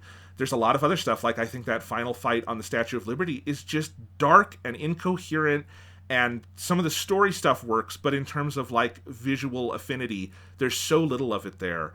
And I think this movie is aesthetically fucking bankrupt, and I think the MCU has gotten worse and worse at it over time, where even movies that have a clear aesthetic direction like Shang-Chi are just stabbed in the back by the flat photography and the bad color direction and some of the bad compositing, which most of that in the MCU's whole pipeline is taken out of the director's hands. So it's hard to even say who's doing good and bad work. And it's just so shoddy to me. And when you bring in, like, you know, the Green Goblin here and Alfred Molina as Doc Ock, and then I think about the, like, visual coherence of a Sam Raimi Spider-Man movie, and I compare it, this is where I am fully on board with Martin Scorsese's cinema is dead and Disney killed it. That's what I feel looking at some of this. And I know it makes me sound like a snob, but I don't know what else to say. It's gotten to me this year in a way that I could overlook it a little bit in stuff like Infinity War and Endgame, where definitely some of these problems were starting to creep up, but it's just gotten worse, and I'm getting tired of it. Yeah, like, this is a thing that I don't disagree with you in any way on. Like, it is the weakest part of the movie. Like, I don't think it affects my experience as much as it does for you. But it is definitely the thing that, like, it is, like, one of the reasons why there's always going to be a huge gulf in quality between this and the Sam Raimi Spider-Man movies. Like, it's the number one reason that it won't be able to overcome. Like, even if they'd, like, made the story even better and all that kind of stuff, the like, filmmaking of it is unimpressive or, like, actively negative. And it is like, even Spider-Man 3, which, I mean, I like Spider-Man 3 a lot more than other people, but I would, like, really hardly argue that I think Spider-Man 3 is quite a bit better than any of the MCU Spider-Man movies. Partially because, like, you know, yeah, the Venom shit is messy as fuck and the story can be very unfocused, but, like, it is a much more skillfully crafted movie in every other regard than any of the MCU movies. Spider-Man 3 also ends with a big everybody is on a tower swinging around fighting. It's virtuosic in comparison to what they do here. Like, I don't think it's one of the weakest scenes in that Sam Raimi verse, but, like, compared to this, like, it's brilliant, you know? And it's just like, and I know some people bring up like, but they had to make this during COVID. Shut the fuck up. Like, I have seen other stuff made during COVID that did more complex stuff. The third season of Succession on HBO just ended, shot entirely during COVID, and it is like their most visually ambitious season they've done. It has all these big like crowd scenes and things that we know are really hard in COVID. They managed to do them safely. They shot the whole season on 35 millimeter like they did the first two. It looks even better than those. They got better images than they got in those. And I was listening to a discussion with the creator of that show. There were things they had to do, like there are some CG crowds that they had to do to make it safe, but you don't notice because it's so well made. Like, if this were a TV show, I would still be shocked at how bad it looks. And that's the kind of stuff where this is a $200 million movie, and you can't make green screen compositing look good. Like, Lord of the Rings is 20 years old today, and the compositing in those movies is fucking fine compared to what we have now. It's just bad visual effects and lighting and cinematography and all that stuff. And that's where it sucks because I think it's that part where, like you, Sean, you mentioned this earlier, that like the thing the MCU does that other comic book movies haven't done is like having those big, adventurous, fun, crazy ideas, right? Yeah. There's so much potential that when they just fucking waste it with shoddy, I don't even know if I want to call it filmmaking because it's so shoddy, that's where it really disappoints me because the potential is there. And it's like, the way it's done now is like we can have our one cool scene in the movie with Doctor Strange in the Mirrorverse, and outside of that, if we have to do something as hard as having 3 characters on a set together, it's going to look bad. Like, what are we doing here? I wish there was a little more conversation about this because I don't know where that $200 million is going, but I feel like someone should open an embezzlement case. Yeah. Again, like, it doesn't affect my experiences negatively, but it is definitely, like, I wouldn't argue against it. Like, it is the weakest part of the movie. It is the thing that, like, the thing that it like hit me the most on honestly was Doc Ock, because the effects for Doc Ock in Spider-Man 2 are so fucking good because so much of it is just a huge crazy puppet thing. And it is one of those things that when we've been doing all of these podcast series of going back and looking at movies from like the late 90s and early 2000s and the big like Hollywood blockbusters and stuff, and there is that sense of like the ambitious craft of filmmaking that was on display in those big blockbusters is mostly dead. It's like not completely gone, but like the MCU certainly doesn't do it. And there are very few other movies that are made on that kind of scale, right? Like Dune would be a recent example that did a very good job of that, even if I like this movie more than I like Dune quite a bit, even if I think Dune is a much more impressive piece of filmmaking on a technical craft level. Yeah. And yeah, it's stuff like that. It's like, here's a good example with Doc Ock. If you're having trouble seeing what I'm seeing, look at how Sam Raimi directs, like, in that movie, Spider-Man 2, the, like, tentacles going into, like, concrete and steel, and the way there's weight, and you feel the punch of it. And sometimes it's CGI, and sometimes it's actual, like, tentacles that they made and did an animatronic. But compare it here, and, like, that scene on the bridge, it's CGI plastic going through CGI road plastic, and it all feels like tissue paper you're tearing through, and there's no real sense of like the weight and momentum, and that's what I want out of it, you know? The other thing that annoys me in this movie, I don't think there's a single shot where Tom Holland is actually wearing a Spider-Man suit, and it bothered me the whole movie. I'm pretty sure it's CGI'd on him the whole movie. And I know that's how Marvel does it with a lot of the costumes now. Like all the time travel costumes in Endgame were completely CGI'd on them. And this is how they've done it for Tom Holland's Spidey. The nano costume is always CGI for obvious reasons. But even like his like fabric one in a lot of the second half of the movie, if you look at the neckline, it's clearly not on his skin. It's floating in front of him. And there's just a lot of that stuff where like, why? It's so much cheaper to just put him in fabric. Like, why? I don't get it. And there's stuff like that where I question the entire method of the filmmaking. Yeah, I agree. And look, I'm not saying that you shouldn't enjoy the movie because of all these problems. If you loved the movie or really enjoyed it, or what, like Sean did, I'm not sure how you'd describe it. And these things just didn't bother you that much. That's totally fine. That's not my point. It's just it's the accumulation of it, and I think it's because Marvel has had like 3 times the amount of content this year than they've ever had before, with like 4 movies and like 5 Disney Plus shows, and like it used to be 3 max in a year. that it's just just started to make me sad in my soul. Yeah, I mean, yeah, I know that I can feel it because I didn't watch half of the movies they put out this year. I haven't watched Black Widow, and I never went to go see the Eternals.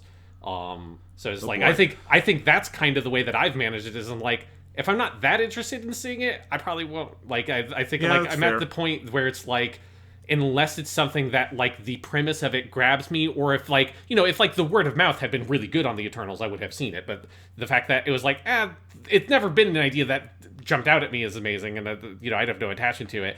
And then most people didn't. It seemed like the most enthusiastic response I saw was like, I liked it okay. It's like, that's like the best I heard from it. It's like, I didn't go out of my way to go see it. Kind of the same with Black Widow. It just got a very like muted, like, it's a movie. They made it. And I'm like, okay, well, maybe I'll watch it sometime if I am in the mood and it's on Disney Plus. I have my subscription up, but I'm not like, I don't feel the compulsion to go see everything the way I did like pre-Endgame. Yeah. I will say, like, I think if I were to watch Far From Home, what is this one called? No Way Home. No I'm Way sorry. Please change up the title a little bit next time, guys. I'm having trouble here. No Way Home. I think if I watch it on Disney Plus in a couple of months, and it'll have like the expanded IMAX aspect ratio, and I could watch it on my like fucking phone or tablet or something, I would probably enjoy it more because it will work so much better on like that visual scale than frankly a movie theater would. This is, you know, and then I think you come to the discussion of this is like almost the only movie playing in most multiplexes right now because it's so popular.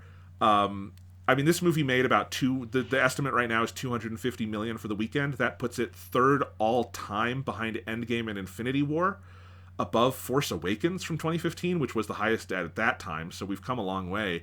And this is by far the biggest and kind of the first big opening period of the pandemic for America. But it's also doing that by like cannibalizing every screen to the degree that Disney is just sacrificing their other movies like West Side Story and the new Guillermo del Toro movie, which, Sean, did you even know there was a new Guillermo del Toro movie out? Nope. The first time I found out about it was like seeing people have this discussion online of like, oh, like, look at this, like, there's like 5 screenings of this movie at any movie theater, like a 20-mile radius or something. I was like, what? Guillermo del Toro has a new movie out? What? Guillermo del Toro's last movie won Best Picture, Director, Screenplay. It swept the Oscars. And his next movie after that, Disney has decided, it's got great reviews. People love it who've seen it. It had no marketing. I have not seen, I go to the movies every week, Sean. I have never seen a trailer for Nightmare Alley. I have not seen a poster in a theater for Nightmare Alley. I have not seen an ad on YouTube or Hulu or wherever I might see ads for Nightmare Alley. I didn't even know it was coming out until very recently because critics I follow talked about it, and then I went and looked it up. And they put it out the same week as Spider-Man, which is technically a Sony movie, but Disney does get 25% of the profits under the current deal. So they get 25% of that $250 million. And they've just sent it to die. West Side Story was a week ago, but now it's losing all its screens just 1 week in. New Spielberg. You've got Spielberg and Del Toro, for fuck's sake, having new movies out that are really acclaimed, being sacrificed at the altar of Spider-Man. And I don't care if you think this is the best Spider-Man movie ever or the worst. I don't like that. I really, for the future of cinema, think that's a bad, dark thing that Disney is doing. Like, and it's not about the individual movies. I haven't seen the new Guillermo del Toro movie yet. I assume it's good because I like Guillermo del Toro, but I haven't seen it yet. And it disturbs me that Disney has had a pattern since they took over Fox. Every single Fox movie they've put out has bombed because they program it in a way that it is destined to bomb. There's been a lot of discussion of the Ridley Scott movie, The Last Duel, and I think that's distracted people because they're arguing about that movie. It's not about the individual movies. It's about the pattern. And the pattern has been, like, really dark in how, like, it's very clear to me Disney's goal is to have enough of to have enough of these movies flop that they turn off that tap and then the screens just belong to Marvel and Star Wars and stuff. And we're getting really close to that future. I said on this podcast years ago that Disney was buying Fox not to make more movies, but to open up more screens for Marvel movies. I have very solid proof of that this weekend. Like, I was really right about that. That disturbs me. Yeah, no, it's like, yeah, and I do want to make it very clear that, like, whether or not I like this Spider-Man movie, like, I think Disney is, like, an evil corporation that is, like, destroying, like... Cinema. Yeah, cinema and, like, just destroying, like, modern art, basically, in order to, like, monopolize it and corporatize it and just make endless money basically off of like make what is effectively an infinite amount of money. Is kind of what they're doing, and it's like disgusting and terrifying, and yeah, and like it is the biggest threat to like movie theaters and the theatrical experience, and that is not really COVID. It is Disney, like, because it might exist, but it will exist in a way that like Disney just completely controls the theaters and controls all of their income, and thus can manipulate them and make whatever terms they want on whatever they want to for movie theaters. And that's basically one of the things that is happening. And yeah, it's fucking awful. And it has, like you say, it has nothing to do with individual movies. It has nothing to do with how good, like, even if all our criticisms of like the visual aspects of Spider-Man No Way Home and all that were fixed, and it's like, no, it's like the most incredibly crafted superhero movie ever made, that wouldn't change that part of the conversation one way or the other. Like it is an evil capitalistic scheme that Disney has been executing on for forever. But like this specific permutation of it for like 10 plus years at this point. And it is just continuing to get worse. Disney has plenty of historical problems, but like the Bob Iger regime onto today is a totally different beast with like buying all the companies and shutting down theaters and all this stuff. I mean, it disturbs me, and and I get the argument that it's also consumer demand. People people want to see the Spider-Man movie, but there's a lot of other things that go into creating consumer demand. Yeah. And like, is there a COVID aspect to it also? Yes, like there is something where I've noticed all of the major box offices of the world have had one movie that has been like the box office roaring back movie. For Japan, it was the Kimetsu no Yaiba movie that was all the way in 2019, because Japan didn't really have a first wave the way a lot of the world did because they locked down. But it was sort of that for Japan. For China, it was this movie called Hey Mom, and then there was another The Battle. It was a big war movie that sort of did that. And other countries have had their versions of this. And for the United States and like Canada and Mexico and the UK, that kind of axis, it's very clearly Spider-Man No Way Home is like the big people want to go to the movies again thing. So that's part of it. But like, there's just a lot of moving pieces here.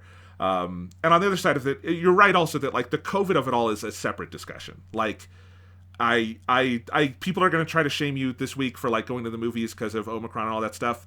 If you are vaccinated and you're boosted and you wear a mask, you're okay. Yeah. Maybe, don't do a million things every day. Don't, go to a giant gathering with no masks on, but like, you're going to be okay at the movies. There's all sorts of ways you can protect yourself. If you're unvaccinated and going to the movies and just breathing on people, go fuck yourself, please. Yeah. There's no, like, if you're unvaccinated, how? Unless that is like a life choice you have made. So get vaccinated. Yeah. Anyway, and get your booster. It's effective against this new variant. And it's easy and it's free. Anyway, I know we've lost the thread here a little bit. Here's the thing, though. I will say, I want to give this movie another chance, Sean, because I think you argued for it convincingly. Maybe I am just feeling old and tired, and I'm a grump about MCU stuff because I've overindulged in it this year. I would be perfectly happy to give it another chance, especially when it's on Disney Plus. And by the way, even though this is a Sony movie, Disney has made a deal. All the Spider-Man stuff is streaming on Disney Plus, so that's why I say it will be there in a couple months. But yeah. Do you have any final thoughts on this movie? I liked it. Yeah, it's like, again, I think I agree with most of your like the filmmaking complaints of it, but I think I just saw a lot more in the story. Although I definitely can understand where you're coming from. I think especially if the like the shoddy filmmaking element of it takes you out, like there's only so much the story could possibly do, right? Like that's like part of the boundary to being able to like enjoy a thing is being able to sort of get into it and get absorbed into what it's doing. And if the filmmaking prevents that, then it doesn't matter how good the story and the rest of it is. Yeah. Kevin Feige has tapped John Watts to be the guy to do the Fantastic Four movie. I would really like them to reconsider that decision because John Watts does some good things in these Spider-Man movies, but like the things he does is like he's good with actors and tone, and I think you could find someone who could do that and hopefully not make Mr. Fantastic look fucking stupid. And I don't know, there's just stuff like that where I would like a little bit more virtuosity in the filmmaking if you're going to do something like Fantastic Four, where there's a lot of potential, Yeah. I'm also curious what happens with this Spider-Man going forward, because it seems like there has been contradictory information about whether or not Marvel will continue to be directly involved. It seems like some of those deals are still being made. I can tell you right now, the deal as it exists right now was fairly short term. It was Sony got to make one movie with Spider-Man, and the thing was Disney funds 25% of it and gets 25% of the profits. And then Marvel can use Spider-Man in one movie that's upcoming. So Tom Holland will be in another MCU movie, and I think he has a longer-term deal with Sony where he has options for more solo Spider-Man movies. But yes, in terms of in terms of Spider-Man 4 being in the MCU, that is an open question. Yeah, and I'm very curious what they do with it because I think it is very likely that Zendaya and the rest of the supporting cast will return. And I'm curious how you do that because it is something where I like the ending of this movie so much that if they just do a thing where it's like, oh, and they got their memories back, that would be awful. Like, they can at least do they don't have the memories back, but you can start a new friendship under new terms and new relationships. That way, I would be interested. Like, I think you can tell that story, and it wouldn't, shit on the ending of this movie in any way. Here's one joke in this movie I really loved that I did think was clever, was when Tobey Maguire says the thing to Ned about, my best friend turned evil and, he died in my arms, and then Ned goes over to Tom Holland's Peter Parker and just, pats him on the shoulder. I think in the next movie, it should pick up and Ned is a supervillain. Here's the layers to that joke, because I did really like that line. It's the one where I feel like Toby plays it really well, because that's one where he's just playing it completely straight. It's it's like my best friend turned into a supervillain and tried to kill me, and he died in my arms. It was so tragic. And then that's bothering Ned for a while, and then he tells Peter, I will never turn into a supervillain and try to kill you. But part of the joke there is that in the comic books, Ned Leeds, who's a very different character than this character, but is where he gets his name from, is the Hobgoblin. He is not Peter's best friend, but he is one of Peter Parker's friends. He does turn evil into the Hobgoblin. He does try to kill Peter, and he dies. So, there you go. If they got Spider-Man 4. It would be so hilarious to see this version of Ned Leeds turn into the Hobgoblin, who seems like the most harmless, innocent, sweet little boy. I can't imagine him turning evil. But if they did it would be pretty amazing. Wow. All right. Next week on the show, we will be reviewing The Matrix Resurrections. I am so excited, Sean. Yes. Yeah. There have been early reviews or whatever for that movie, and they made me more excited to see that movie seems like it's going to be a fucking thing, and that's cool.